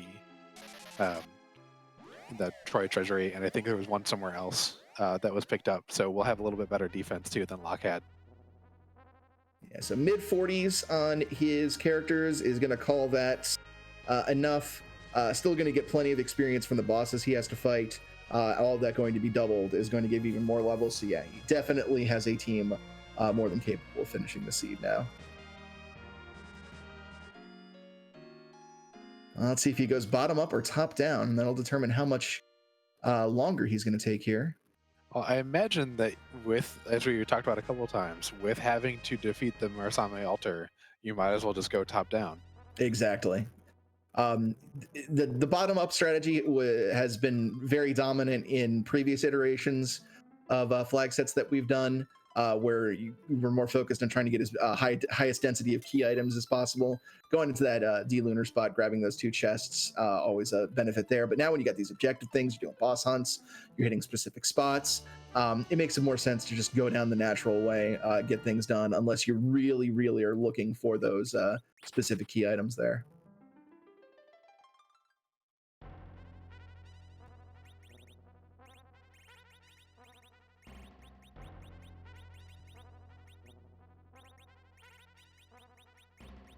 Yep, gets the cane, ditches the cane. Looks like he's going to go back out to do a quick save and equip Bill the Ninja.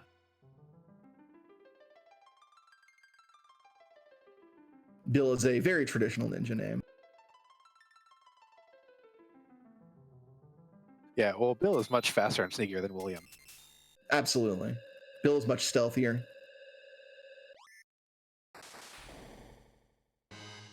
Nobody suspects the name William would be shortened to Bill. It gives the element of surprise to the stealthy assassin. Precisely.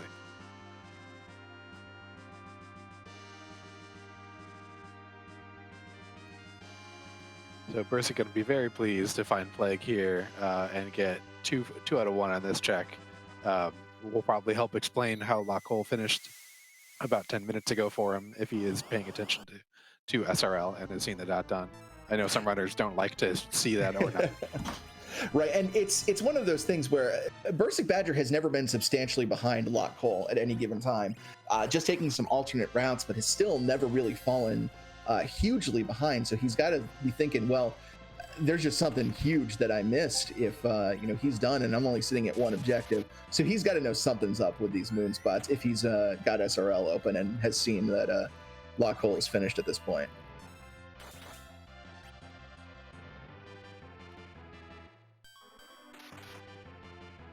And there's the revive on Tella to get the count reset. Yeah, Bursik probably, I think, didn't buy as many Bacchus wines as Locke did, or maybe just doesn't trust in Bacchusing everybody up, or berserking everybody up. Yeah, taking this much more straight, more by the book, should be taken care of without much issue. Yeah, overall, you would like to see Edge get a Berserk here too, because I think he had a full moon equipped, and there it comes out. Edge will be doing extra damage because the full moon, just like arrows and spears, does extra damage to Plague. Yep, he is indeed classified as a flying enemy, so anything that is anti-flyer do effective damage on Plague. And there's Rydia getting her extremely late Quake spell.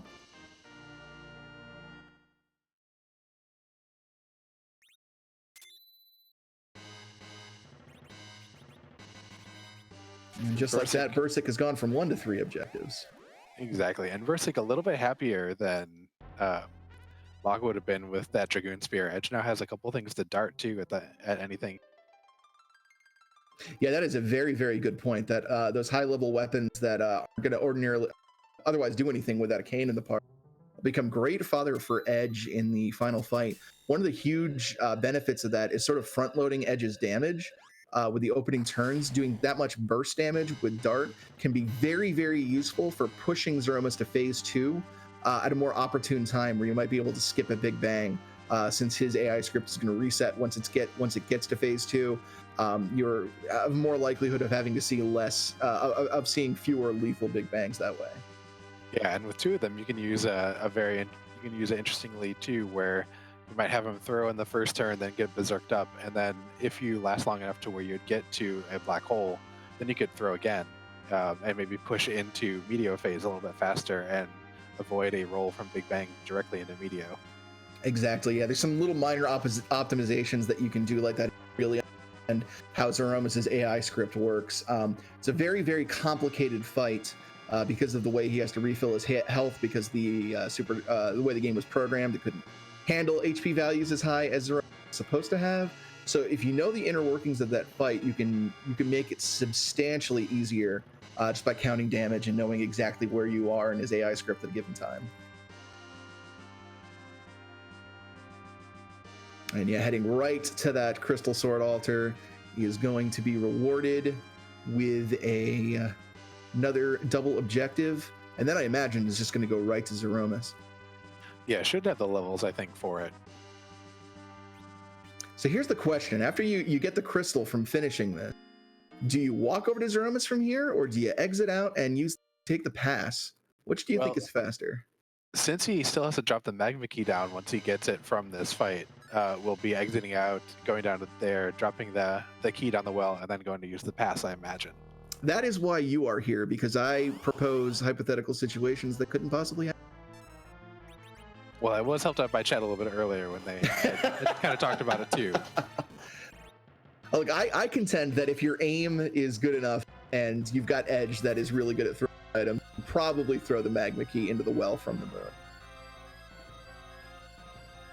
I'm here for it.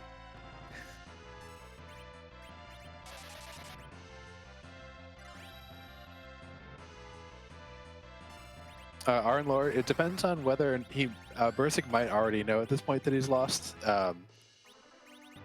Both racers are in SRL together in the same room, so they can see the dot done from each other when it comes in. But some racers don't like to look at it. Some racers kind of minimize the window until they're ready to type their own dot done.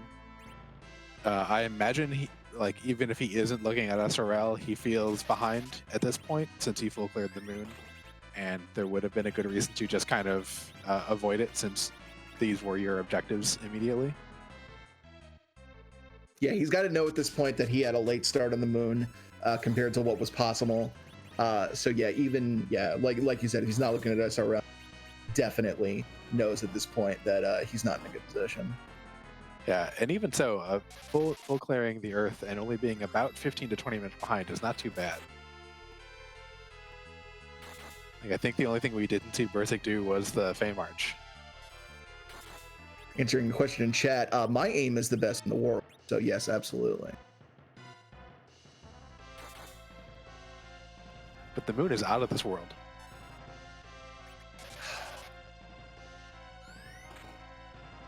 Checkmate. I mean, your aim could also be out of this world. And it's true. My aim is out of this world. That's actually That's canon. Yeah.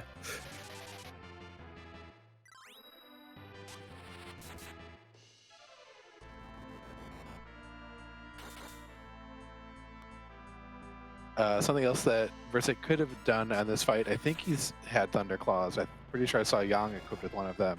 Octomam is weak to lightning, and so a Thunderclaw from Edge replacing that full moon would be doing a lot of damage. Yeah, one of the interesting ways about the way the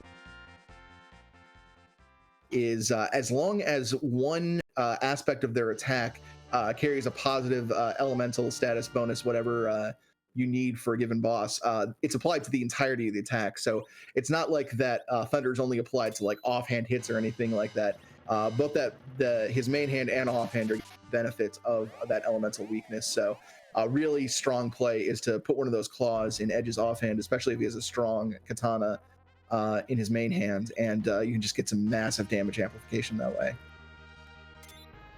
Yep, and that is the Magma Key, and that is go mode for bursikbadger.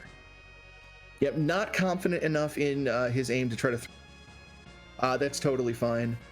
This is the much safer play is to actually go back to the planet and drop it in the well, but got the pass, so it can immediately go up to Troya and get into Zeromus from there. It doesn't have to take the long walk through the lunar subterranean. Yeah, I'm not sure if I would trust that the original programmers of Final Fantasy IV would let you throw the key down from the moon too. They might have decided it just shouldn't be possible. Yeah, but Boardface is a brilliant programmer, and if anybody can make it happen, good. I think that should go into feedback and ideas.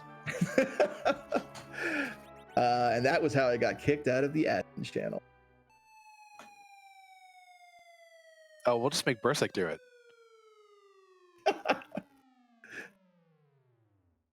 Aaron Laura asking what SRL is. SRL is Speedruns Live, and that is the kind of service or website that hosts the IRC channels that we do all the racing through. There are a couple of race bots there that we use for this tournament, as opposed to the Discord bot that we use for our normal Discord community of races.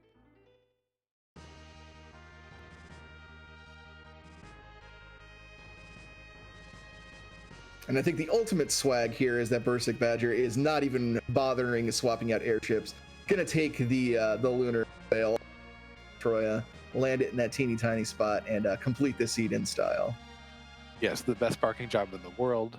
I imagine some of the people in town are a little bit concerned watching that come down. Cecil is captain of the Red Wings. If anybody can control it and land it there, he can. Not sure if much of the world would be fond of seeing Cecil as captain of the Red Wings, hovering over them. Yeah, he doesn't have a great history with going to random towns as captain of the Red Wings, does he?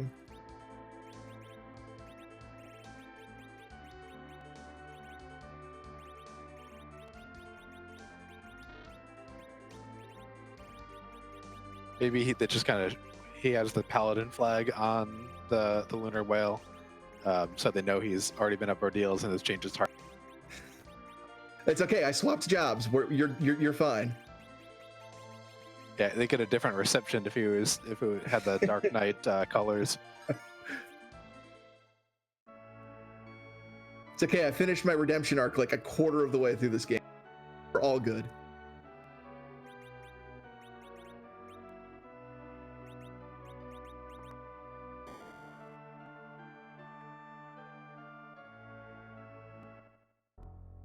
And yeah, we see a quick battle speed change there from bursikbadger, changing to battle speed 3 for the Zeromus fight. I've been noticing that's been a very popular change with players. Yeah, it's definitely something that you think about doing when you're doing reflex strats, because those are a little bit more time sensitive into how to get your inputs in. And changing the battle speed, really, the main thing it does is gives you more time delay before an ATB tick goes, and before you have to get into a menu to kind of issue actions. So essentially gives you time back. Zerker and RA1 strats for Zerkers don't need it as much because you actually don't need to input anything once you get the Berserks going. Yeah, you have to be a little bit careful with strats like that, especially at the beginning. If you're like me and you like throwing a web out stack Zeromus switches, lowering that battle speed like that can make it a little tricky because you have to wait a tick, but after he switches for him to become a viable target. And I've wasted many a silk web that way, missing that. Yeah, I've started to, if I'm going to be doing those reflex strats, the first thing I do is usually throw the Star Veil on whoever I want to be the walled character, and then start, if I have a white caster in the second spot, we'll often start a white spell after that, and then have the third character throw the silk web. That way I know all of my actions will actually hit if I input them as fast as possible. That's some really good tech there. I like that.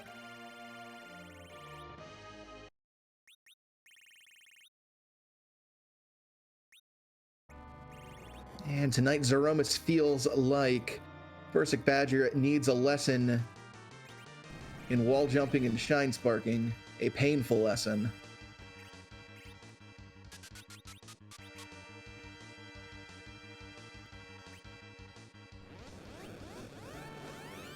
Yeah, after picking Super Metroid back up after a long, long time of not playing it since I was a kid, wall jumping is definitely harder than I remember it. I feel like the older I get, the harder wall jumping becomes, and it makes me sad.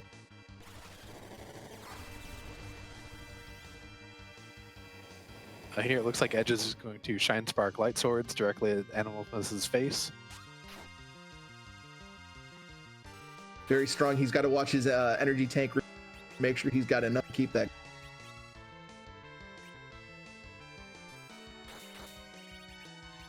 Might see a crystal flash from Rosa here.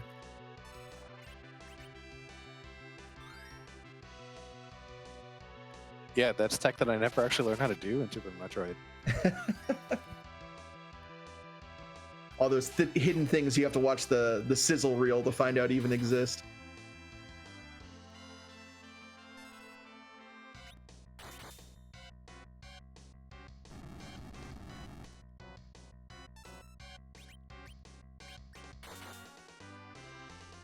That's some noticeable extra amount of HP on Cecil and Rosa for Bursic Badger, so it should be a pretty safe, straightforward fight, especially with Edge putting in a lot of extra damage throwing all those swords. Yeah, it's way more of a comfortable position than LockeCole is in. Of course, LockeCole thrived even despite his lower levels, but it can't be understated just how much a couple hundred HP can make this fight way safer. Yeah, Rosa's still at a little bit of risk of getting high rolled, but I don't think it's going to be too much of a worry. Yeah, the thing to keep in mind about the way Big Bang works, actually several attacks being rolled at once.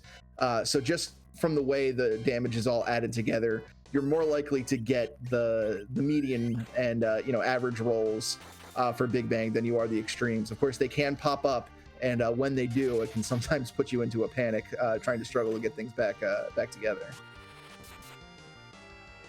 Yeah, and Rosa as a mage has better magic defense than, say, Edge or Paladin Cecil do. So she's more likely to dodge entirely a couple of those rolls and have noticeably smaller HP damage.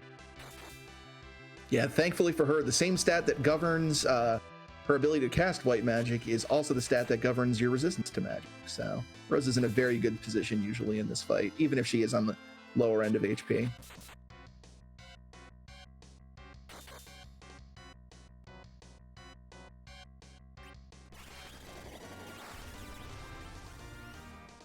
Seen another Big Bang. No attempt to nerf it here. Don't really blame that. No real reason to. Or was that nerfed? That was really low roll. I don't think it was nerfed. I just think that was a pretty low roll for Yeah, everybody. goodness. you could have fooled me just looking at the damage. Yeah, usually you get a little bit more than 1100, but Rosa does have some pretty good dodging ability.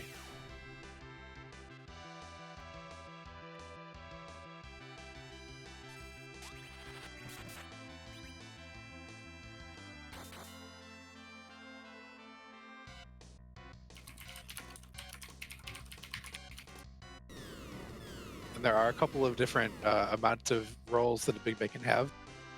And here we are into Rock's phase. This will be home free. Yeah, very, very quick fight. Yeah, there's the 8 or 9 hit Big Bang that can do 2400 or 2700 damage respectively.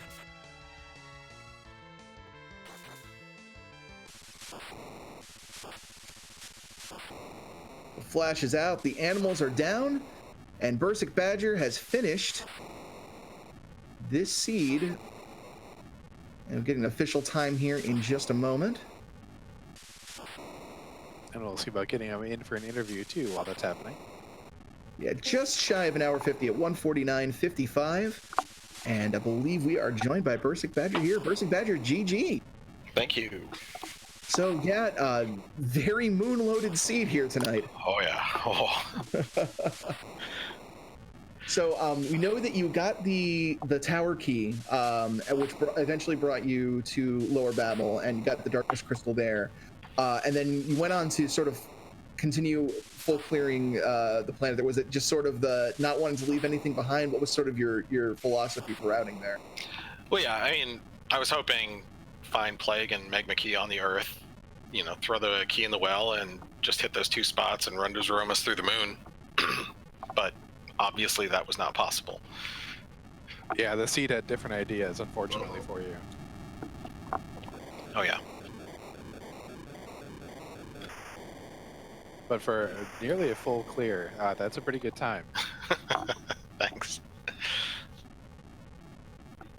Yeah, I was. I think he was done when I was fighting, just finishing the first fight, or the Gauntlet at Baron. I'm like, well, the king is definitely not going to have any value, but let's clean that up, walk out of here, and obviously go to the moon where there must be everything.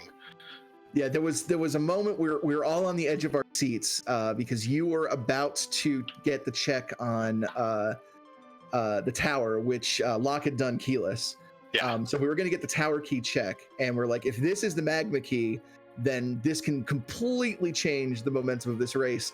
And then, as just before you were able to do the tower key check, Locke finished the crystal altar, and there was the magma key. I'm like, well, so much for any drama. Yeah. But so that was a phenomenally performed seed, all things considered. Just a route split there from the darkness crystal was really all that changed there. Like you said, almost full clearing this entire seed, still under 2 hours. So you played phenomenally, bursikbadger. So very well done tonight. Thank you. Did you have any other thoughts on the seed or the tournament as a whole that you maybe wanted to share? No, overall I had a lot of fun. No qualms being beat. Locke did fantastic. 124. I mean, keyless tower is obviously the way to go. And bounce the moon. Wow. When I saw that, and I'm sitting at it, obviously like 1 out of 5. I'm like, this has to be like, just go to Dwarf Castle, pick up your Cecil, pick up your Excalibur, and go to the moon. Yeah. So any plans to maybe get some aggression out in the back tomorrow? In what? Sorry. Going to get maybe some aggression out in the salty run back tomorrow? What's that? Actually? Oh, we've got a special race tomorrow for people who didn't qualify for bracket seeds with some high-powered stuff on, so we can feel good about it. Interesting. I'll have to check it out. All right. Might have something going on tomorrow night, but gotcha. If I have time, I'll look at it for sure. And if not, we'll definitely be looking forward to seeing more of you in maybe some future tournaments too, or any of the community races that we have that'll go on a little bit more as we kind of wind down the Fabul Gauntlet and move from Swiss to bracket. Yeah, absolutely. And thank all you guys for doing the restream. It's been great. I think I was pretty lucky. I think I have 4 restreams in a row. So, and we've loved watching you. You've been fantastic sport this entire tournament. It's been really great watching you play. So seriously, thank you for letting us restream you and for being in the tournament. It's been really a pleasure having you, and you were a phenomenal competitor. So big round of applause in chat for bursikbadger. Thanks. It's been great. And I believe that is going to do it for us tonight. So yeah, that was a great race, wasn't it, Antidale? Yeah, absolutely. Definitely lived up to the billing. We had a lot of tense moments up to the point when just the entire seed decided that it was LockeCole's day, with everything just being on the moon. Yeah, definitely a lot of good play and a very, very fun race. Yeah, it's definitely a seed that shows off where routing decisions can really make or break a run. But wonderful play from both sides of this. Really got to show off a lot of what Free Enterprise has to offer. And we are that closer to sealing up our initial bracket stages. We've got, I believe, 2 races left. And once those are done, we'll have the tournament entirely seeded, and we'll get into the final stage as everyone vies to be the Fabul Gauntlet champion. Yeah, absolutely. Looking forward to 2 more do or die races to get into brackets, and then 2 rounds of brackets where it's do or die as well. And it looks like for the rest of the evening, we're going to go ahead and raid a Free Enterprise community member and streamer extraordinary Dathis, doing some async practice over there. So if you want to watch some more Free Enterprise, stay tuned. But yeah, for my co-commentator Antidale, for our restreamer Jofus Mano, and our tracker Ravlin, my name is Smapey. Thank you so much for watching, everybody, and we hope you have a wonderful rest of your day.